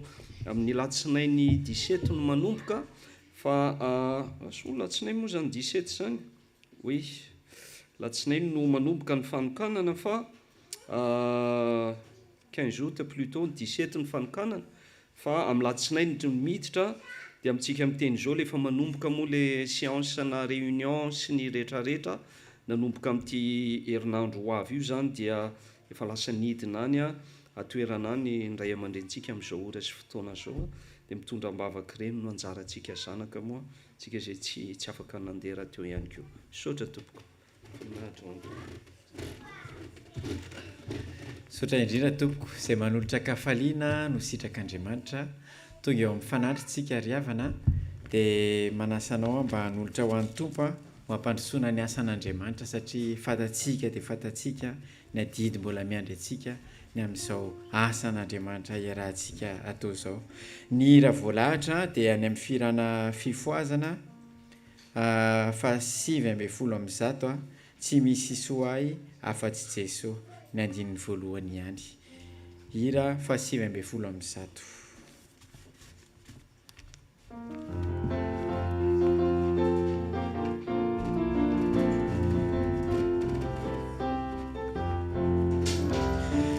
Tsy misy soay afa-tsy Jesosy na fokony areninany manankarena ho mahita azy faly aho amin'ny reao faly aho miaraka aminy Jesosy tokana ihany na de matrasa mbola manao hoe faly aho amin'ny reao faly aho miaraka aminy Jesosy tokana ihany na de matrasa mbola manao hoe faly aho amin'ny reao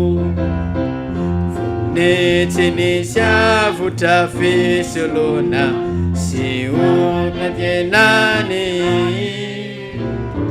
de manana fotray tamenerany Jesosy faly aho miaraka aminy Jesosy tokana ihany na de matrasa mbola manao hoe faly aho amin'ny reao ivavakantsika riavana hanolotra amin'ny fanatitra eo amin'ny kianjan'Andriamanitra tompo raha tsara indrindra eny Jesosy ny vokatra ny tany fonay atolotra eo anatrehanao aza mijery Jesosy izay ny abe na ny akeliny zany fanolotra zany fa le fonay Jesosy le mahafoy zany no entina eo anatrehanao satria fanatitra velona izay tsirairay avy Jesosy tempolinao masina jesosy a fantatrao ihany koa fa amin'izao tempolo masina zao zao fiangonana zao jesosy maro de maro jesosy a ireo fre zay mbola tokony afefana jesosy fa na de tsy mangataka akory ny ary zay jesosy de fa omenao ary ianao jesosy maneno kapokanay tsirairay avy a zay rehetra fre mbola miala jesosy a satria anao ny asa jesosy a inona moa jesosy ny atahoranay sotra jesosy voninahitra ny ho anao rery ihany a amen afaka mahasotoerantsika tompoko tonga eo amin'ny famaranana sahadsika riavana fa mialoha izany famaranana izany de misy ny fitondranam-bavaka maro samihafa mino fa manana ianao eny ampitoerana eny a na ny fianakaviany zany a na ny havany zany a na namany zany a naizanaiza manodidina na zay tsy salama de manasanao ariavana anao vavaka mangina atsiaro a ireo manodidina antsika hivavaka tsika riavana tompo ankehitriny tompo de tsy mionona tenanay manokana izay a fa mahatsiaro izay manodidina anay ireo jesosy a ny manodidina anay na zay mijery jesosy amin'izao tambazotra tseratsery zao any de any jesosy ireo zay tsy manan-kohanina indrindrindra jesosy any amin'ny taninay any Madagasikara eny fa na de amin'izao toerana zao raha jesosy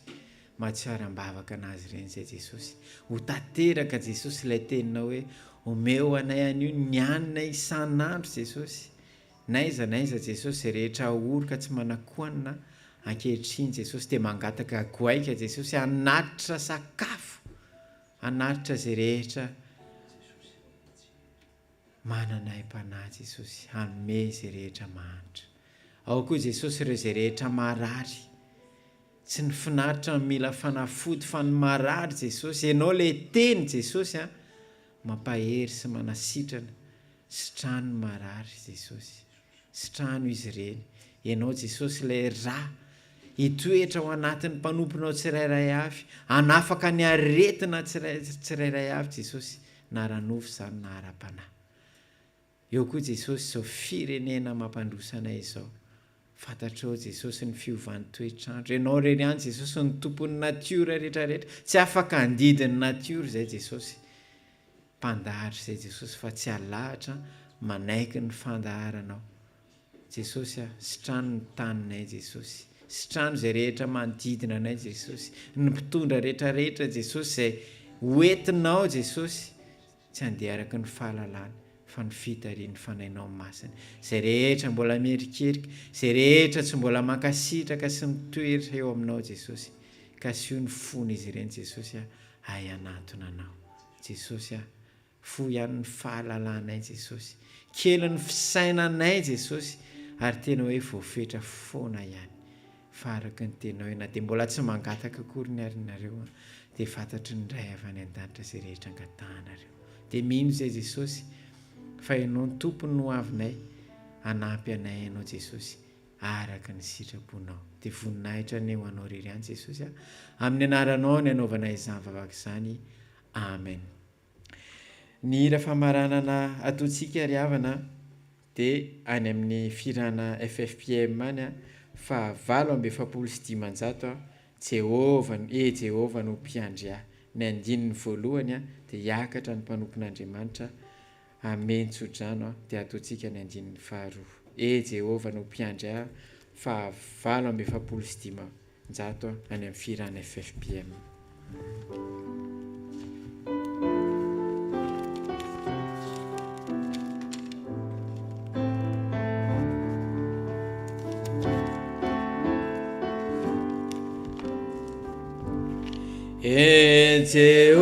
Jehova no mpiandry ahy tsy mba misy atahorako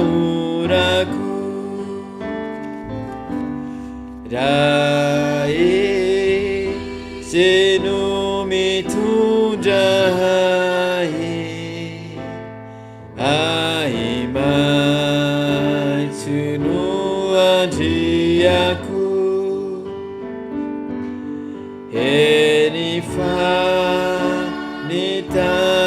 karakaina teao de saolonaka ariao amoron-dranonaina iela ny foko sasatra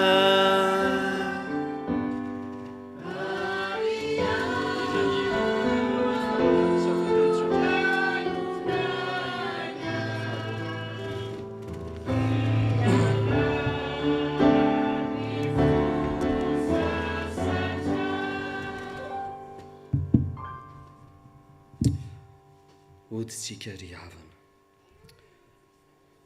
aorina ny afatra sy ny tsodrano a dia manao ny hira anankiray azy izy teo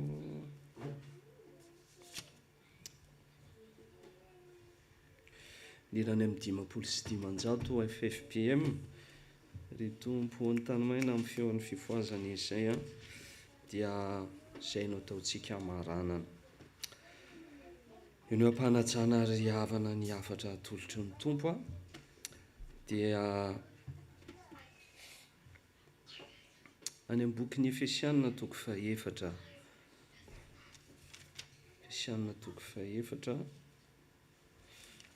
ny andininy 2:30 ariariana ry a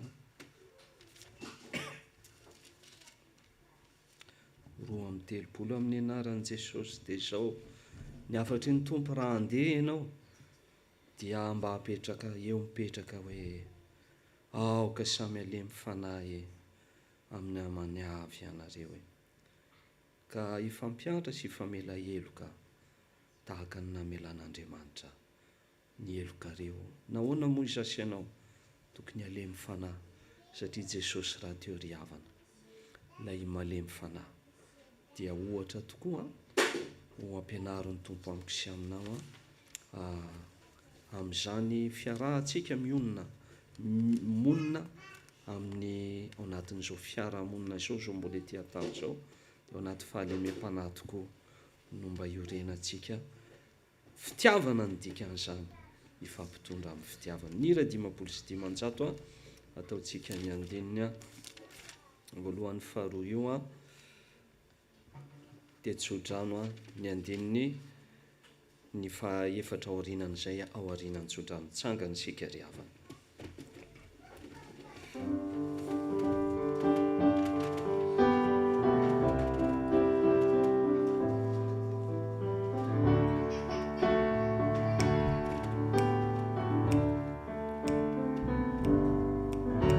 ry tompo ny tany ma no itoerako mitena rery Adonai ho ao anatiko tsy aloka malaky lasa no angatahiko fahery mo ninaiya sy anavao ny fo ry tompo ny tany mai no itoerako mitena rery Adonai ho ao anatiko tsy aloka malaky lasa no angatahiko fahery mo ninaiya sy anavao ny fo raisonitsodrano fiadanana eo an'ny rahalahy ary fitiavana mba amin'ny finoana avy amin'Andriamanitra raisy Jesosy Kristy tompo ny fahasoavana ny ho an'izay rehetra tian' Jesosy Kristy tompontsika amin'ny fitiavana tsy mety levina amen ny andininy fahaefatra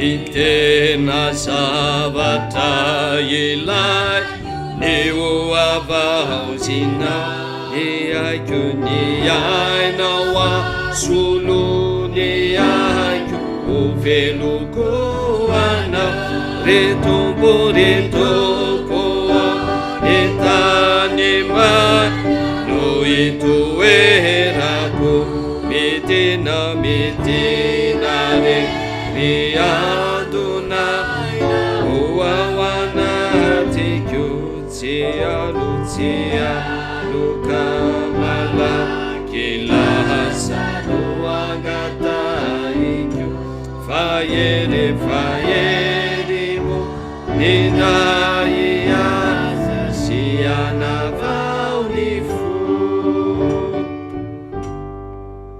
sika rehetra miara-manao hoe amin'ny anaran'ny ray sy ny zanaka ary ny fanahy masina amen.